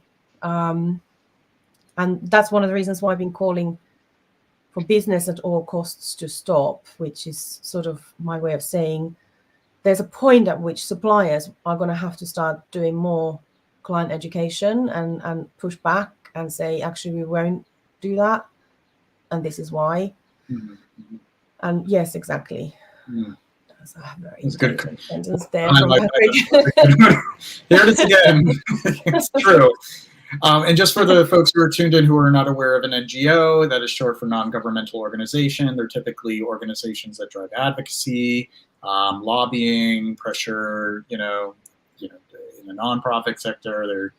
They infiltrate in, government decisions and so on and so forth. Sometimes in more meaningful ways, others not so much. But I just wonder what the folks in the chat and who are tuned in to be aware of what that is. And Devin is here to say hello. Hey, hey. So, and yes, oh yeah, go ahead. It's difficult because basically, how does one push back now? Because certain beliefs have been established as though they were now factual, and it's one of those things that once you sort of repeat a certain thing, is like I said, it's become propaganda at this point. Because once you repeat a certain thing enough times from enough sources, and especially if some of those sources have some degree of authority, it becomes sort of, oh, everyone knows this. That's a fact. And it kind of passes beyond the point at which we question things, because of course it's true. Everyone knows. And so, and then, then we end up in a situation where even the health ministers and environmental ministers know something, apparently, and have decided that certain approaches are the way to go in order to protect health and the environment. So, there's got to be a point at which, I hope we're not too late, but there's got to be a point at which suppliers themselves and kind of actual experts in various trades where this is an issue, especially cosmetics and beauty, but also obviously food, you've got your misinformation there, very, very rife too. Have to push back and have to start sort of saying, like, I actually frequently turn away queries from our business. They have the misfortune to come to me instead of my business partner, but obviously we discuss all the queries mutually, so I'm kind of joking here. But if they come to me first and they're saying, hey, we want to start a clean perfume brand, and these are the ingredients we won't have because they don't fulfill the Sephora criteria, and we don't want these nasties, and when there's a certain language in the query, I just say, I'm sorry, we're not the right partner for you. And diplomatic way of why. putting it. They wish they hadn't. So at this time, I want to ask you a little bit more about Olfiction Limited and the mission of combining perfume and storytelling. Can you tell us more about this? Right. So very strangely and serendipitously and luckily, Nick Gilbert, my business partner, and myself, we have a sort of a Venn diagram of interests and skills and experience. And one of the things that crosses over is the storytelling through words. So we've both been doing quite a lot of writing in our past lives before Olfiction. And I actually published my first story when I was 9 years old.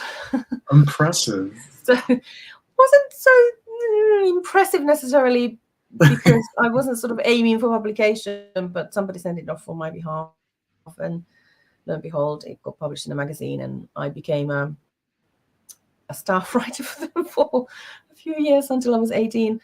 And so that was strange, but so we both kind of approached writing about perfume as a natural extension of our interest in perfume and our interest in writing. So this is before we'd even met. And then later on, when I kind of transitioned from working in retail for a while, in selling fragrance, I then went on to becoming a training manager for a fragrance importer and distributor in the UK.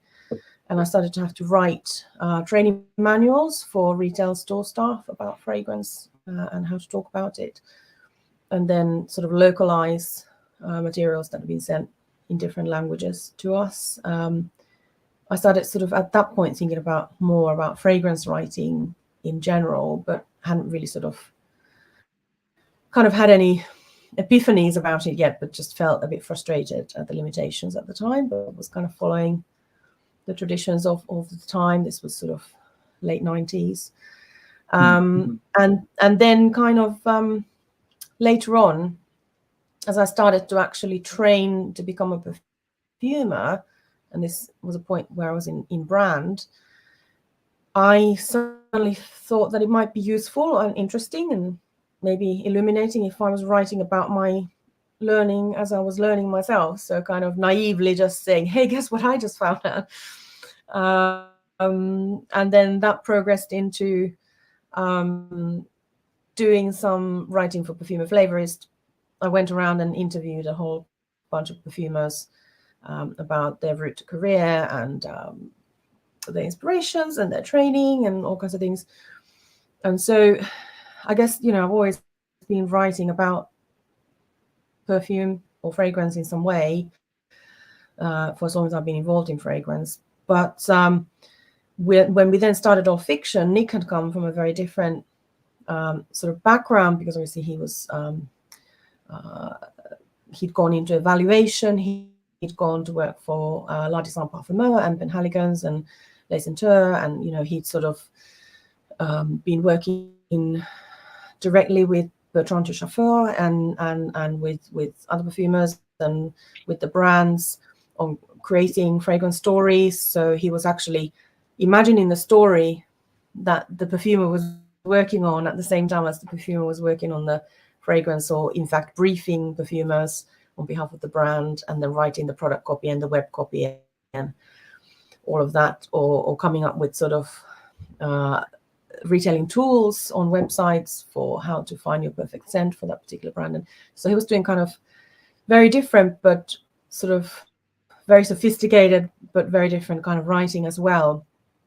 And so somewhere along the lines, when, you know, we sort of decided, hey, let's start a company, and then 3 months later we had a company, we realized that actually we already had this duality, that we wanted to tell stories through fragrance and about fragrance. Because to me, fragrance is another language. And because I had really primarily kind of grown up from such a young age, knowing how to take all these words and then craft a story out of it, I had this sort of very structural approach to perfumery, because I kind of almost in my head likened it to crafting a story and crafting a piece of writing. And so the beginnings of a story that, or an article I might write, might look super messy in the beginning, because actually I've put in the scaffolding. So I'll kind of put in the segments. Okay, these are the points I want to make, and there's nothing in between yet. But, you know, I kind of, this is my plot outline, so to speak, whether it's fiction or not fiction. And I realized when I started to learn perfumery that I was approaching perfumery the same way. And it felt like I was learning a new language and learning a new way to write, except through smells. And so the whole Olfiction idea just kind of seemed so natural when we started the business. I think it's a brilliant concept, you know, to encourage storytelling, which is an extension of encouraging the development of a narrative, and then even to the most essential level, developing language through scent. Yeah, and it's been so, and, you know, yeah.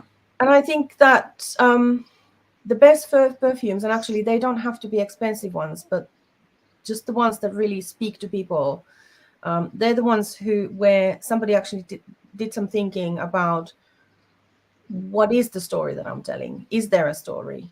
Is this cynical and we've just put in some popular things that people like the smell of, or is there actually something here that I'm trying to express, and is there a story? And this is often led by the brand rather than the perfumer. So often the perfumer doesn't necessarily get as much say in corporate environments as people assume. It's often the evaluator and the brand and the marketing and sales teams who guide what the perfumer should do next to the creation. So the perfumer can often start with something far more creative, and then it gets kind of made a little more beige through consumer panel testing and through the brand not wanting to take risks and things like that, or not having much budget or whatever. So, you know, the kind of the advantage of indies is that we can often be a little more risk taking. But I recently had somebody come to us, and they ticked every box. So we kind of vet people before they come to our lab to talk to us about starting a new project, and they ticked every box. They were like the perfect client. And then they turned up, and well, we showed them some of the existing work and some of the work that I've done just because, but we've not placed, and you know, just sort of here we go. And they picked up, I think, 4 perfumes that I hadn't placed and wasn't intending to, but were just examples of sort of accords and whatever. I said, yeah, we'll take these. And I said, what do you mean? I said, yeah, we'll take these, and this is our brand. I said, no. Hold on a minute. You got to. I'm not selling anything off the shelf. You got to go back and think about what your brand's actual voice is. What is it that you're trying to say? What is the thing that's going to make people respond to what you created? And they really didn't like that approach, and so they kind of went away, and we didn't work together because, I can't sort of create for brand who have a very cynical approach, who just want to sort of take a perfume if they think, yeah, that'll do, and then there wouldn't have been any coherence between the different options for the brand either. They were all quite different odor profiles, and there's got to be something, the X factor, that kind of makes sense. You somehow you smell, take something like zoologist, right? You can smell the brand in each one of them, even though they're all wildly different. So, whether you like them personally or don't, whether you think, oh, this is the one that speaks to me or don't, whatever your opinion of that brand is, or whatever speaks to you about it or not, it all makes complete and total sense creatively, and they're all telling a story. And so that's kind of like an epic example of fragrance storytelling, really.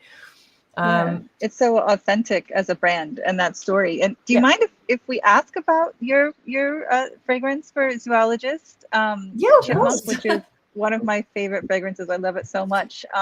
What was that like working with Victor Wong? How did that story come up? I know that they do an animal and the environment of that animal for each fragrance. Did you choose the animal? I've always wanted to know how does that work? Victor chose the animal. Victor chose the animal. To be fair, Victor chose the animal, but then I sent him something because there was this weird kind of serendipitous moment where he chose the chipmunk for me. And I said, you'll never believe this, but I have just been doing one of my little creative what if exercises. And I've been trying to learn how to create a really authentic hazelnut accord. And I started that before I spoke with Victor, because I think every perfumer, if you have the luxury at all at work to take some time aside from your client projects and actually just answer questions that you have in your own mind about how do I use this material differently, or how do I learn this material, or how do I create this fantasy accord, or whatever. So I'm sort of, doing those when I can. And so I just kind of done this sketch that I was really happy with. That smelled like kind of raw hazelnut, still kind of somewhat on a tree, not Nutella, but sort of that kind of milky, bitter green and nutty at the same time. So I sent him the hazelnut accord and said, well, I could bottle this, but then it would be a l'artisan. So what are we going to do to make it zoologist? And so he created this whole amazing brief.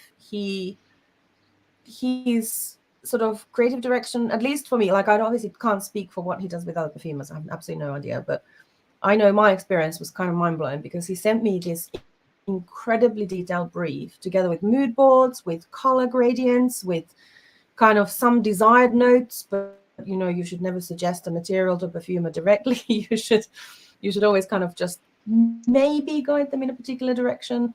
And so he sort of had like a wish list of things he might like to see there. And then he'd written kind of some of the description of who he thought it might be for and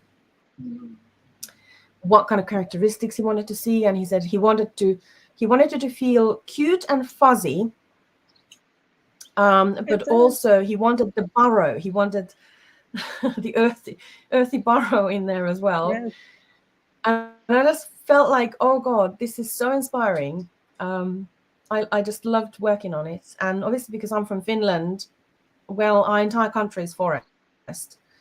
I mean, it's basically a forest with 155,000 lakes and then a few tiny pieces of civilization carved into it.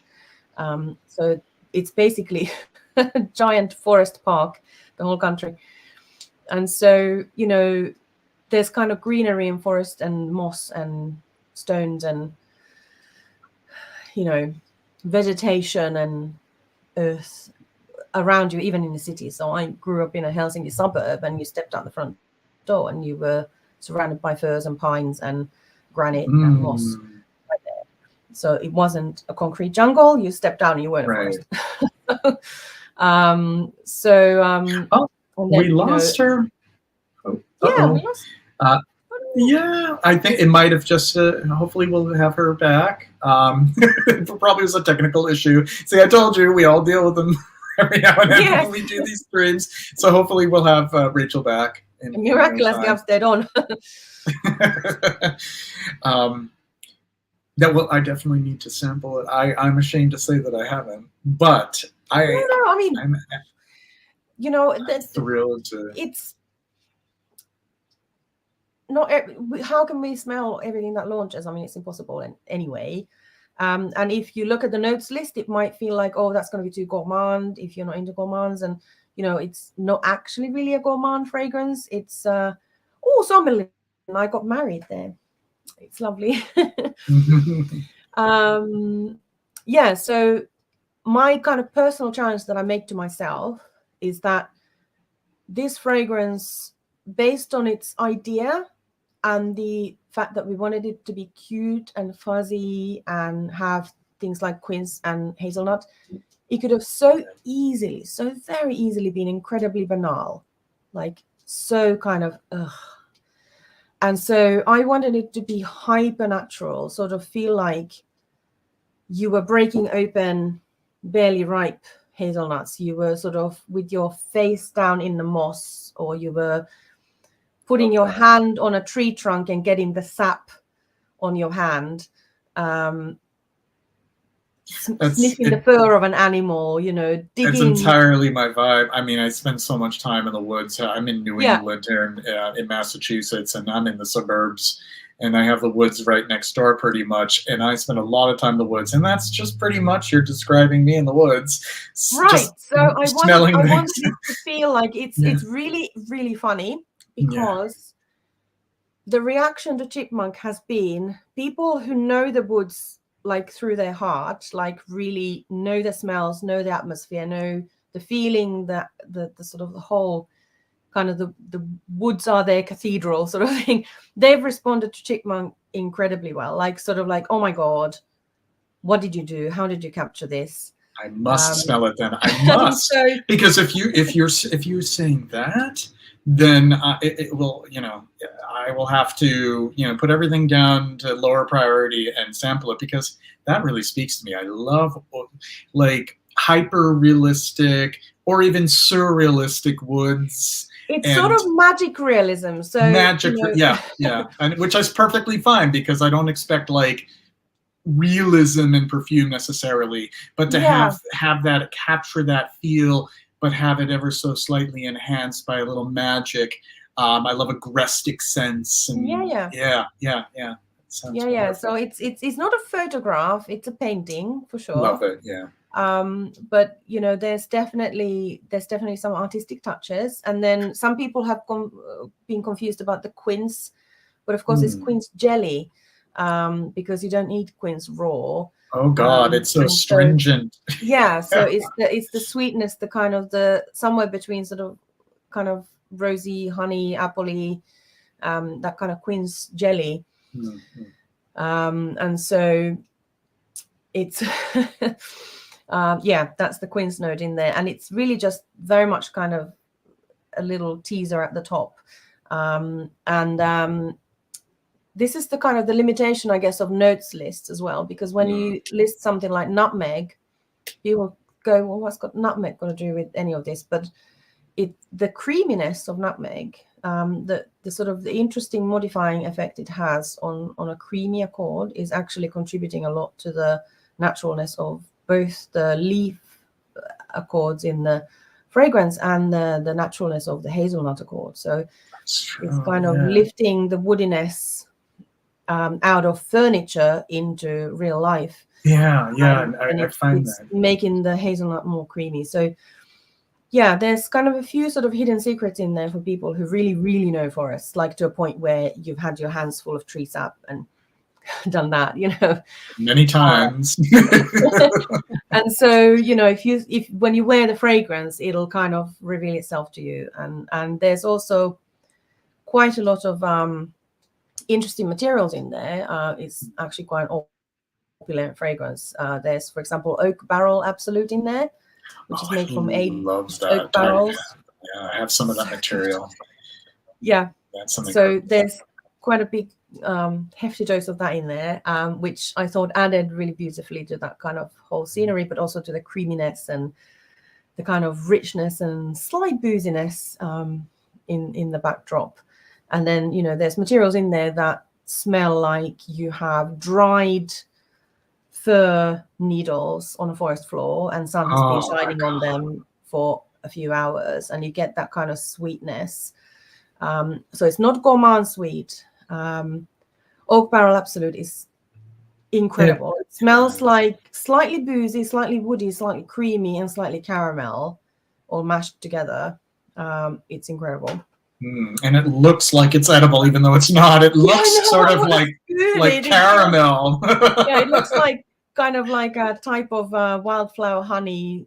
True, yeah, with that consistency for sure. Yeah. Dwayne asks, I don't know if you could answer this, is fine if you can. So, who are the most compliant brands these days? Compliant in what? You might have to specify what type of compliance, like compliances in terms of complying with IFRA. I mean, I wouldn't know. I mean, I have no idea. I mean, I definitely know of those who are not compliant when it comes to that, and proceed at your own risk. But if you could just clarify that question, I want to ask, since we're talking about your compositions, I want to ask about the Boujee Bougies, with the, and this is a collaboration with you and Nick as well, right? Yeah. So we, a lot of people assumed that as soon as we'd start a company, we would start our own brand, and actually we held off for nearly 7 years. Is that Kermit having a sip of tea? Oh, this is the. Yes. That's that. I know that meme. I use that meme a lot. Yes, you've been rumbled, James. So we didn't start a brand straight away. Yes. Because I wanted to have the capacity to do lots of perfumery. And ironically, when you start a brand, especially if you're really early days and you've got no staff, no helpers, no anything, it would then kind of occupy you almost full time. And my goal was to become a better perfumer and to learn lots. She's back. Bringing her back. Hi, Rachel. Welcome back. Hi. Sorry. So yeah, not at all. So yeah, so we only really started the brand very recently, and Boujee, spelled with a G-I-E, is of course French for candles, and then Boujee with a J is that kind of colloquial, fancy, extra. How you wanna go? So kind of upper crust. We wanted to sort of have playful luxury and sort of say we're making fancy candles. So that's what it ultimately means. And then Eau de Bougie, now the new perfume, sort of water for fancy people, Eau de Bougie. And so it's kind of carrying on the playful theme. And we just recently showed the brand and it's kind of new packaging because it has legacy packaging. We launched the candles first as a kind of proof of concept. Let's see how it goes. And everybody loved the fragrances. And then we found a sales agent who said, hey, everyone likes the fragrances. They say they're kind of up there in kind of Cire Trudon territory, in terms of fragrance quality, but the packaging is not going down well with luxury retailers and perfumeries. So can you do something about that? And so we did. And so we've just relaunched the packaging and then launched 2 new candle variants and 4 perfumes, plus this very bizarre fragrance art piece at Exans.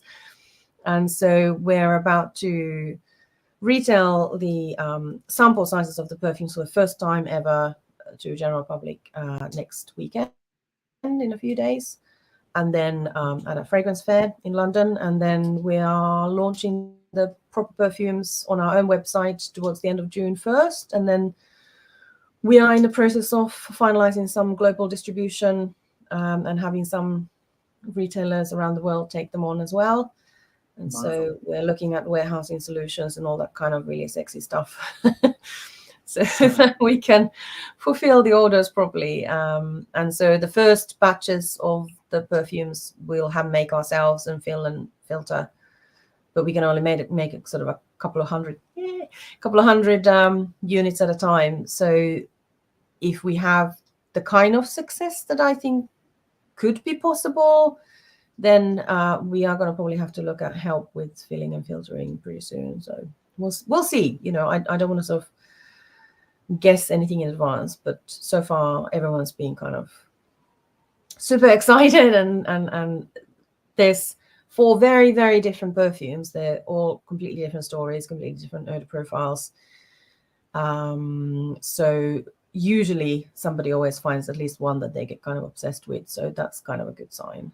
I've heard great things about Gilded. I am looking so very forward to sampling all of them, and I recently watched Pep's reviews of his impressions on it, so that furthered my anticipation. So I'm definitely looking forward to trying them out. Pep's review was incredible. I mean, yes.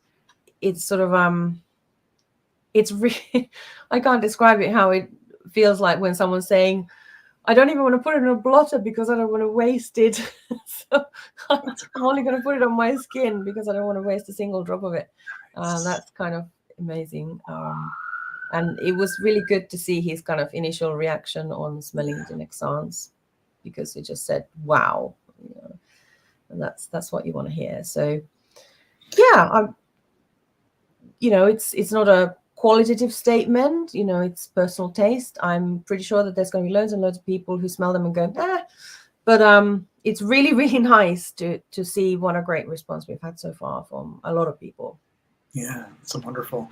Can you define postmodern perfume? Because I know this is the basis of Boujee Bougies is perfume in this postmodern time.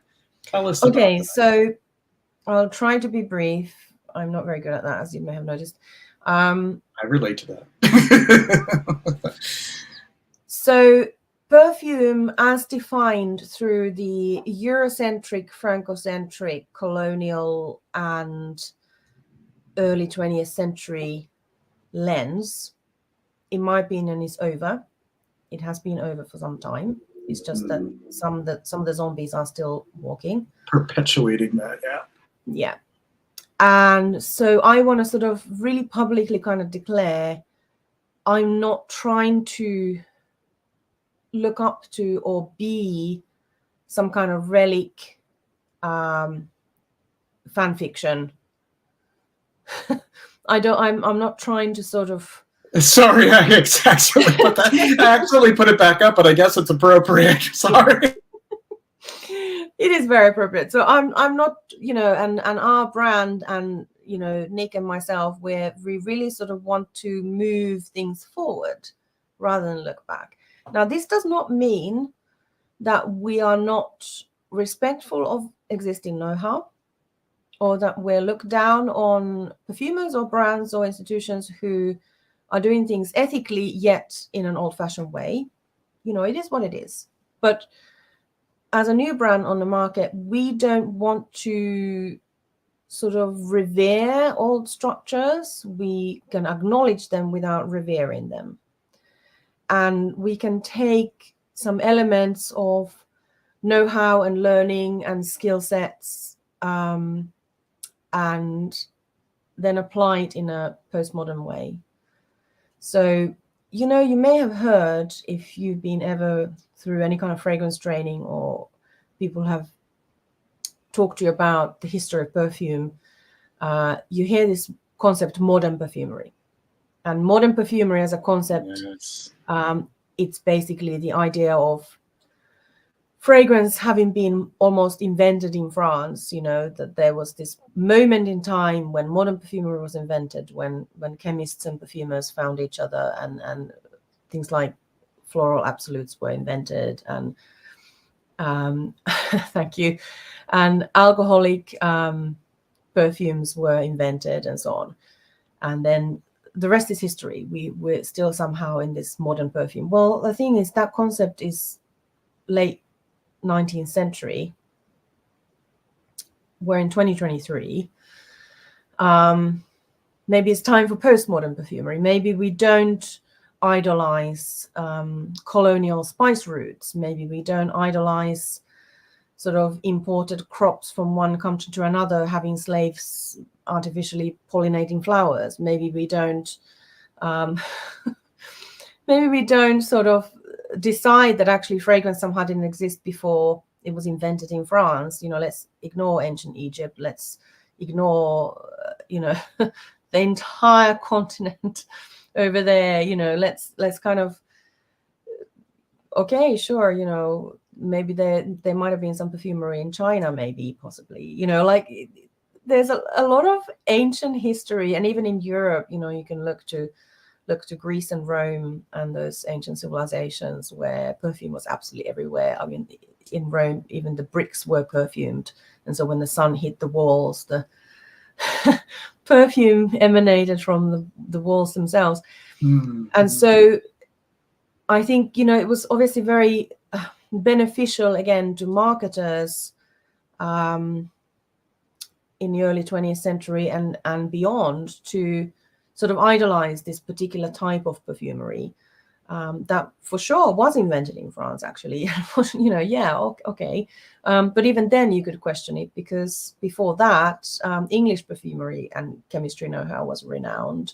And then actually it might have been Italy that perhaps invented eau de cologne. And, it's all kind of a bit murky when you look at the actual perfume history, and when you look at how things came about and how certain raw materials became available and how we've talked about perfumery.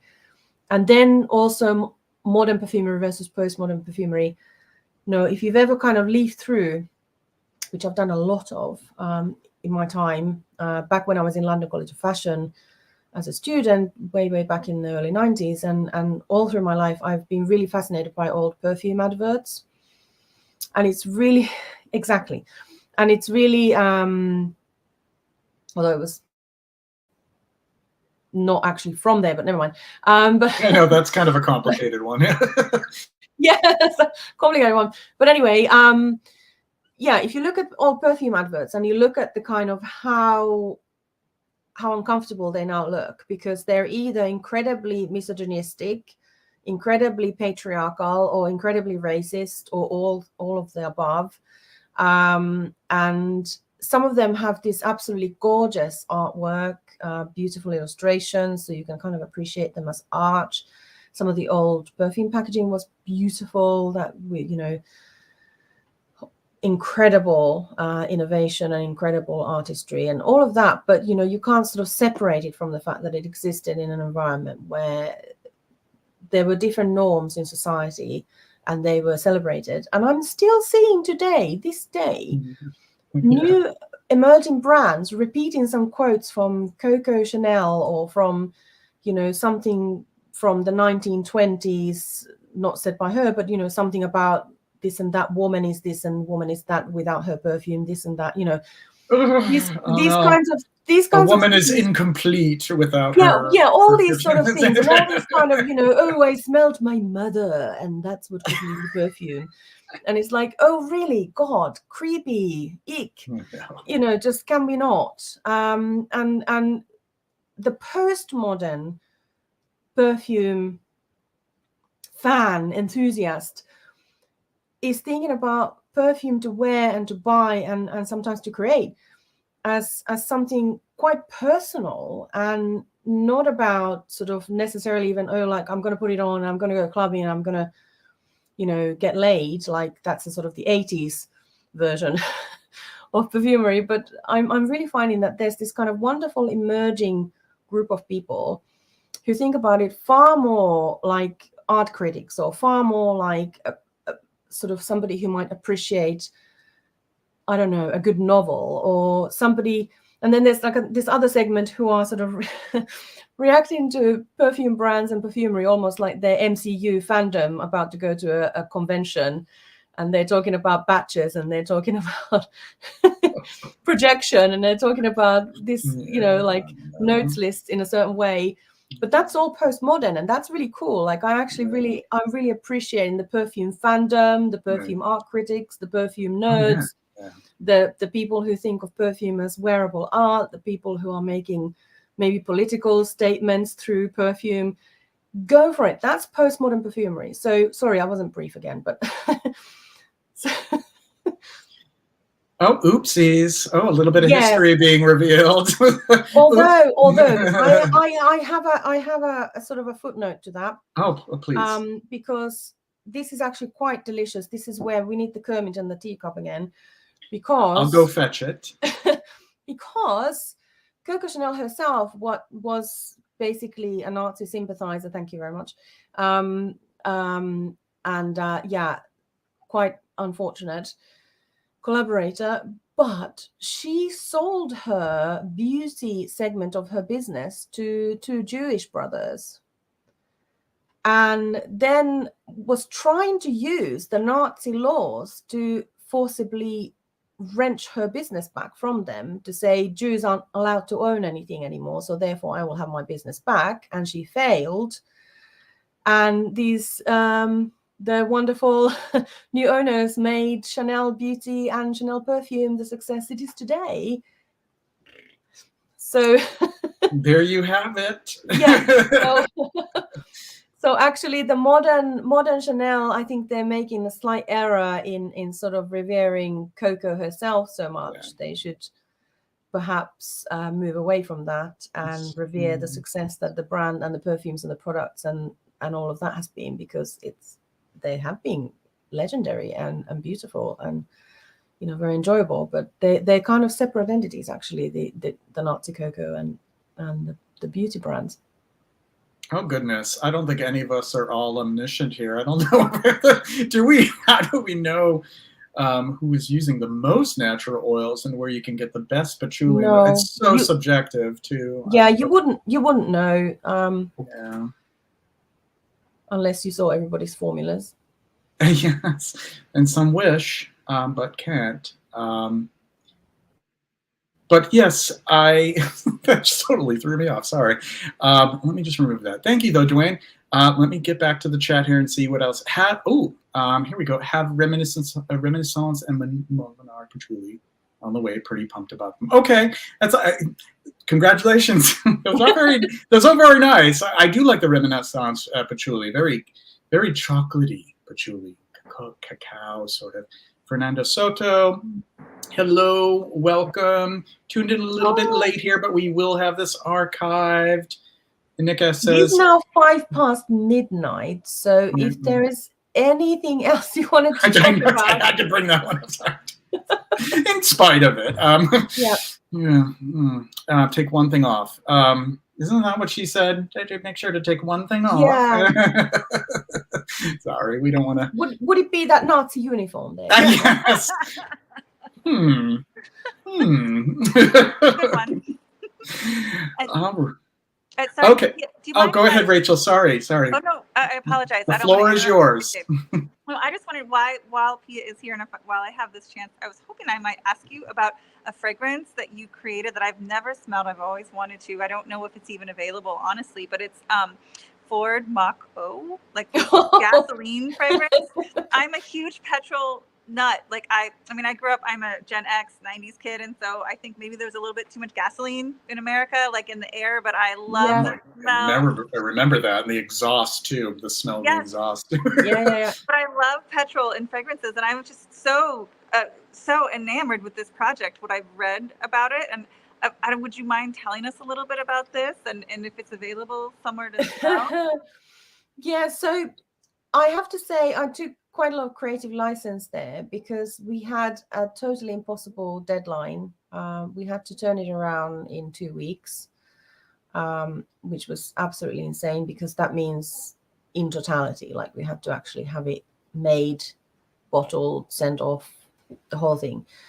So I had effectively 4 days to create a perfume. And I had a lot of help.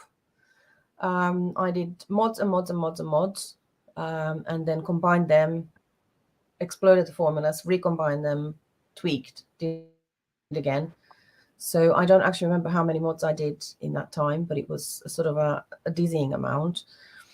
And the thing I was going for is I wanted the smell of like an old Ford car, like the whole thing, you know, like a really sort of like, imagine sort of an 80s tatty old Ford that has the sort of the plastic dashboard and the pleather and the leather and maybe some fabric, and then someone smoked inside a bit, and then someone took that old Ford to like a asphalt car park with other car enthusiasts and deliberately burnt rubber there.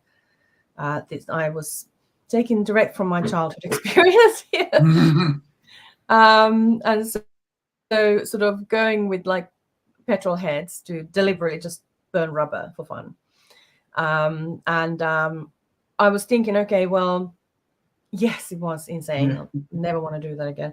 And so it's got kind of all of the things from the car, the plastic, the leather, the pleather, the sort of the fustiness, the burnt rubber, the chrome, the whole lot is in there. And what I was trying to do is this thing I sort of referred to very, very early on in our chat here, actually, was the sort of non-literal use of materials. So I was using things like ginger oil, and I deliberately used ginger oil Chinese, which has a very unpleasant burnt rubber top note, and normally you'd want to avoid that, but I didn't.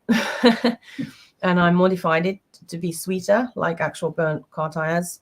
And then I had just, in fact, finished Harold McGee's Nosedive, another book there right next to me. And I just finished a chapter on where he talked about the chemicals in horse urine. But it just so happens that they also shared in my perception, with some of the kind of engine grease and the petrol elements, but they're also found in flower oils. So I was able to add like a floral heart to the perfume, but kind of sort of Mustang, because it was for Ford Mustang, so horse, right? So I kind of made a little perfumer joke. So there's some horse urine chemical in there. And I love it. And I sort of did a little kind of mental borrowing of Bulgari Black. Love that sense. Yeah. So kind of I sort of dialed some of my memory of that in. It's the Mako smells nothing like Bulgari Black, yet when you say that to people, they go, oh, I see what you mean, because there's a sort of a kind of a sense that's shared, but it's nowhere near as sweet, the Mako, but there is that kind of rubbery sweetness under there. And it's basically fusty, animalic, smoky, sexy, burnt rubber, with hints of petrol. And so it's not kind of like you huffing a petrol canister, but I put the whole scene in, like the whole Old Ford and where they are and what they're doing. And then my little horse joke as well. So I love that. That sounds amazing. It went down really well. And hey, I can officially say it's the most expensive perfume in the world. Facts, because you can't buy it. The only time it was commercially available was when you paid £65,000 for a sports car, and then you got it free as a gift with purchase. Oh my god! Okay. So, wow. So if I wanted to do like modern marketing thing, and kind of like flex, then I could say it's officially the most expensive perfume. Yeah, that's amazing. Because you had to buy a sports car to get it. Eat your heart out, Clive Christian, huh? Right. That's funny. Oh, that's so cool. Yeah. Yeah, totally. There's Thank you. another. Oh, Rachel, you had another question as well about one that actually is intriguing me too. You asked about terror and magnificence. Yes, your Beaufort sense that Yeah. I love. There's this amazing stone, like cool stone, like like those really ancient stone buildings, like old churches. I believe that was the story from the brand, if I'm remembering correctly. I might not be, but it was stunning. I mean, I've always tried. I've been trying to find actually a fragrance that captures stone, like the scent of stone, and that was the one. Yeah. And just that beautiful note, and it's just so amazing. I was wondering if you might walk us through that a little, that fragrance. Now, this is a weird one because how do I explain it? Basically, this was very intuitive because I was trying to me, it was about the story. And so the fragrance itself has a lot of complexity. It's sort of, at first glance, it's like, okay, it's a sort of a leather, it's sort of smoky, it's sort of woody. What is it exactly? And then you realize that actually it's kind of dense complexity. And what I was trying to do with it is create both the sense of slight unease, as though you're in one of Hawksmoor's churches, or the particular church in the picture, at night, and perhaps you're not in quite our reality. Perhaps you're in some kind of horror movie reality where, in fact, there are mummies under the floorboards, under the stone floor, and there's like a cellar from which some cold, dead hands might be reaching for your ankles. And I wanted to create a sense of darkness that was kind of the sort of darkness you get in a nightmare, where you sort of just can't quite see, and you're not sure whether you've gone blind or whether it's dark or whether it's a substance that you're surrounded by. And that was the terror. That's so amazing. it's a horror movie chiller terror rather than sort of jump scare or gore terror. And a lot of people who've smelled it don't entirely understand what I was trying to do with that. So a lot of the other Beaufort fragrances had this kind of much more sort of jump scare terror element, even though it wasn't in a name, but more like an apparition had appeared and cut your head off sort of situation. Whereas I wanted to create that kind of unsettling presence that will just stay with you and you can't stop thinking about. And so that was kind of part of what actually contributed to the authentic stone effect, because to achieve the mummies under the floor and the coldness and the darkness and the whole kind of slightly oppressive atmosphere, I used a lot of smoky materials like birch tarcade, but I used them at surprisingly low level considering how much character they give to the whole fragrance. And those have this kind of salty mineral facet, and then together with some clever use of musks and woods, and some very, very subtle woody amber material, and then some not so subtle, and then this material called terranol. And I know you're about to discover I put a joke in every of my perfumes. I can't help it. So every one of my perfumes has a joke in it that only I know, except I tell people sometimes. So there's this material that's kind of like a sort of more refined version of geosmin to my nose. So you may know geosmin. It smells quite like a beetroot cellar. It's sort of very beetrooty, but also kind of somewhat contributing to the idea of like petrichor. And terranol is for me a related material, except it minus the beetroot. And so whenever I want to create a sense of soil or kind of something mineral, it can really help you create that kind of sense. And so together with kind of the complexity in a fragrance and the darkness and the saltiness and the smokiness and then the terranol, you end up with this really spookily authentic cold stones situation happening in the perfume, which I'm really pleased about. And I hope people understand the the story I'm telling through the scent, because Oh, it's so brilliant. It's the one that reached out to me and grabbed hold of me and that I love the most out of their whole line. It's brilliant. It's yet another one that's going on the list. High priority. I love Fathom V. Very elegiac, very morose smelling, but I love that kind of stuff. There, you know, I'm sort of a, you know, there's a little bit of a gothic side of me, and I love that one. I have to be honest, you know, some of the releases from the house are hit or miss for me personally. Some are a bit, you know, a bit discomforting, but from the way that this is described, and you know, Rachel, when I hear Rachel raving, you know, as well, I must put that on the to sniff list. And I love Terranol as well. Terranol kind of reminds me less damp, but still evoking sort of like that dirt or the cellar-like quality as well. I love. It's really I love using it in all kinds of contexts. Like if I want to create.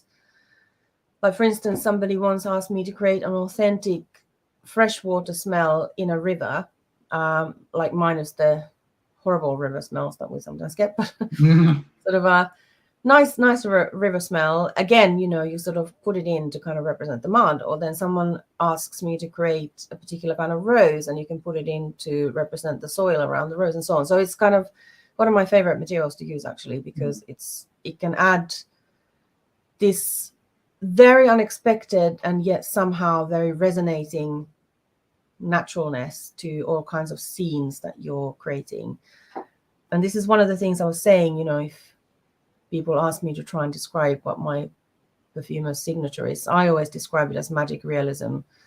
I love that. I try to first aim for the most possible authentic interpretation of whatever it is that I'm trying to create, and then I add something that makes it a little surreal or a bit weird, or twists it in a way that now it's not real anymore, yet somehow you accept it as real, even though I've just told you a fantasy. Sort of uncanny. It's sort of like just take beyond everything to a slightly uncanny valley. So it's kind of uncanny valley, exactly. Yeah. Petrichor is yes, that is associated with the rain hitting dry earth or pavements. Yes, exactly. And of course, petrichor in a city is different to petrichor in a countryside, because petrichor in a city is my favorite, because you get the asphalt, right?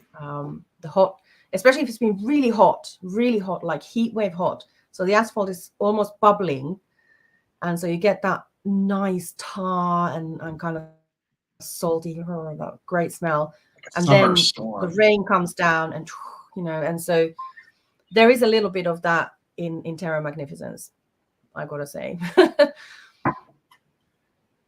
It sounds brilliant to me. So I am just adding some things to my list here for sure. But yeah, there's just a sort of a little teaser. I'm sure the pandemic did a number on all of us in many ways, and hopefully none too tragic for anyone present. But certainly in terms of what's happened with backlog of work, and what happened with us is that we completed a whole bunch of perfumery projects, and then the lockdown started. And of course, no brand wanted to launch anything then. Well, most didn't, unless you were already so far down the launch schedule that it would have cost more to stop it than not. So anyone kind of coming on with new products or new entire brands or new entire companies were like, maybe not. So if everyone we've currently spoken to of our list of a few dozen clients, if everyone who has said to us that they'll launch this year actually will launch, then by the end of this year, it's going to look a bit ridiculous. But I promise I didn't do it all in a year. I actually did it over the last 3 years. But there's a lot of stuff coming out. It's really exciting. Yeah, three different brands as well as all the Bougies. So I have a question for you. Not too many more, because we're going to be sending off in about 10 minutes. But what are some of your favorite fragrances? your favorite perfumes. Like, I want to learn a little bit about your own taste with what's out there in the world already. So,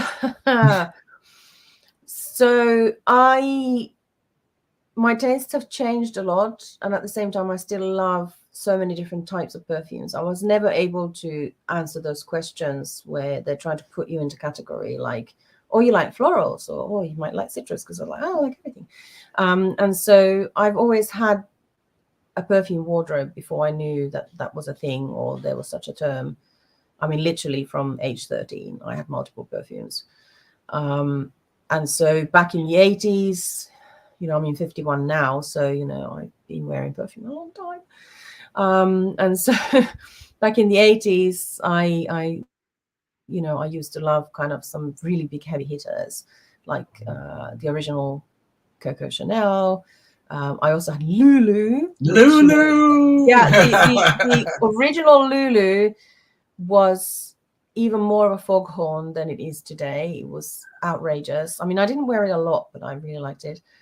And then I had Yves Saint Laurent Paris, which was this giant iron bomb. Yeah. And it's really weird as well, because the childhood memories or the teenage memories I have of these perfumes, at the time, of course, it was incomprehensible. It was just a smell that I liked. And now I can kind of investigate my old smell memories and go, oh, that's how they did it. Because I can apply my new knowledge to what I didn't know then. And I can sort of recall the smells and go, I see. And yeah, I had a lot of like really, and you might not remember this or know this, but there was this perfume called Balahe. I don't know how to pronounce it. Oh, yeah, Leonard. I have. Yeah, it's... Which was basically eugenol and vanilla bomb, but had incredibly complex floralcy as well, and was this kind of almost boozy experience. It felt like you were sort of drowning in some kind of liquor, just insane. And so I had this kind of incredibly unexpected taste for a teenage girl. And then that's a very sophisticated perfume for a teenage girl. Yeah. Yes. I wore it, you know, when I was under 18. It's sort of bizarre, but yeah. But then I also had some of the kind of really sort of houndstooth-y sort of original,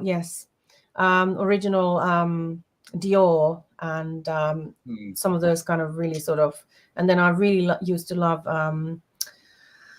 some of the original Paco Rabanne stuff. I used to love Metal, Gucci. Calandra. Yeah, I love those. Yeah, Calandra. Absolutely wonderful. Givenchy 3 was one of my all-time favorites. This bitter green gorgeousness. That's my wheelhouse. Chanel 19 I loved. Galbanum Iris, you know, absolutely stunning. So yeah, I had like a completely undefinable and huge taste. Like everything was huge, but then everything was then. But anyway, and then various things through time. Fast forward to today, and this is the biggest irony, because of the obsession in becoming a perfumer. I can rarely wear perfume now because I'm constantly smelling something. Like today, I've been trying to create this next mod on a fragrance for hand soap I'm doing for a client, and I can't quite get it right to where I want it to be. So I keep washing my hands with the sample, smelling my hands, going, no, back, do it again. Wash hands, smell hands. So then you can't wear perfume, because if that's what you're doing, you know, you're sort of, you disturb yourself. But and then when you do wear perfume, you want it to be so easy that it's kind of like easy listening, because by the time your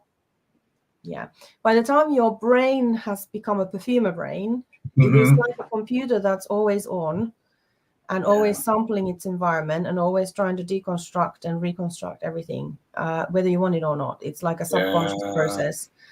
And so you're now in kind of human sort of computer mode, where if you wear a perfume that you're not sure about, or you feel like your perfumer brain tells you it needs fixing, or you personally would have done it differently. Well, go you, aren't you clever? You know, then unfortunately you can't turn that off, because there it goes. It starts to try and work. And so now a lot of the perfumes that I used to enjoy as kind of these operatic or unusual or full-bodied experiences are now kind of, I find them exhausting to wear. So I've kind of gone into this mode where I'm wearing like Eau Dynamisante from Clarins. Of Clarins. That's Or I'm wearing like easy breezy. See what I mean? And so, or I'm wearing very basic eau de cologne, or I'm wearing something that is so easy to understand that there is kind of, that's it, the end, and it's very straightforward. So kind of really kind of lovely sort of neroli colognes, or I'm wearing a lot of men's fragrances at the moment, almost mostly exclusively. So I'm wearing one from Le Galion called Au Noble, which is basically an old men's aftershave accord. It's sort of a citrus, woody eau de cologne aftershave with a bit of leather. Very, very nice. And it's kind of one of those that I can just put on and not think about it, and it just smells lovely and crisp. And so my taste has kind of flipped to the almost complete opposite because of the sort of situation I find myself in. But I still have a cabinet of treasures. I still have about a couple of hundred perfumes in a cabinet. And there's times like at Christmas time when I have a sufficiently long break, when I wear my perfumes, and it's actually become this sort of ritual, like, now I will take the Guerlain, and now I will take this whatever, you know, and I sort of bring out the big hitters, and then I can kind of sit there and think about it. And it's kind of, I guess, my equivalent of sipping whiskey and sort of yes, exactly. So I'm kind of like, oh good, now I can wear the stuff that really has to kind of have my full attention. And so it's kind of slightly pathetic story of how to ruin your hobby, but unfortunately I ruined my hobby. Well, I even find, you know, with the limited time, I mean, I was studying perfume making, you know, as a beginner independently, and even after having that short time span, it's like I'm sort of like in this liminal space between like being more of just sort of like a passive wearer and just taking it in from that perspective, and then noticing things in it and identifying, and it reflects sometimes on my reviewing style too, where I try to temper it so it doesn't get too technical and too sort of like heady, and try to kind of balance the two, so I can understand that, you know, if you're really steeped in it. It's sort of it's unavoidable now. I can't smell a thing, not a thing, without an automatic process starting where I just break it apart. And then kind of my personal sort of like or dislike, or my personal evaluation of how successful it was, is how readily am I able to accept it as its own thing again. So can it flip back into just being a complete creation, or will it just not go back together? And is it constantly these different parts floating in my vision? And so that probably sounds completely bonkers, but anyway. No, it makes sense. It does.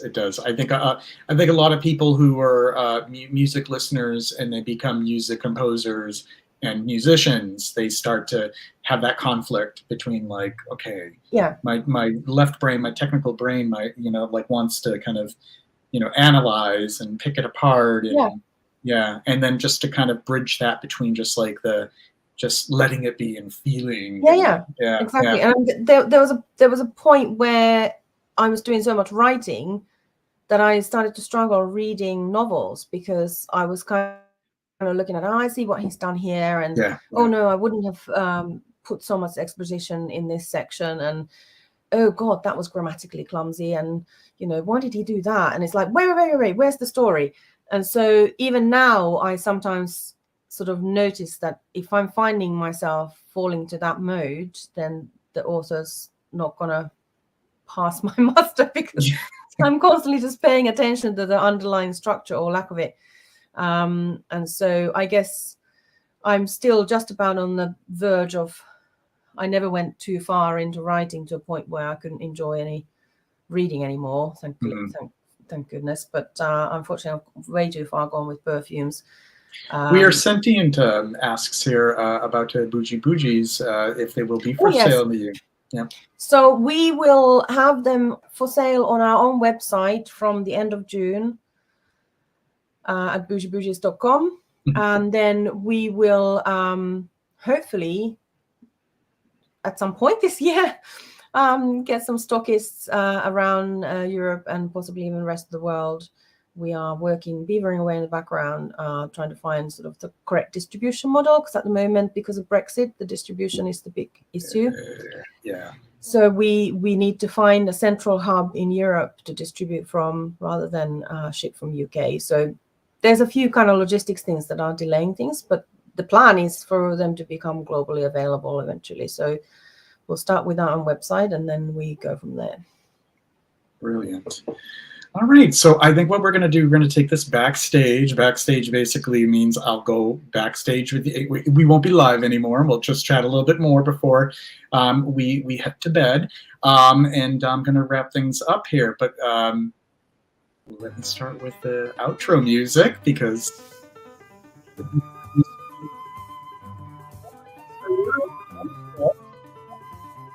there's just 2 more episodes for this season. We have episode 37 and 38 coming up in the next couple of weeks.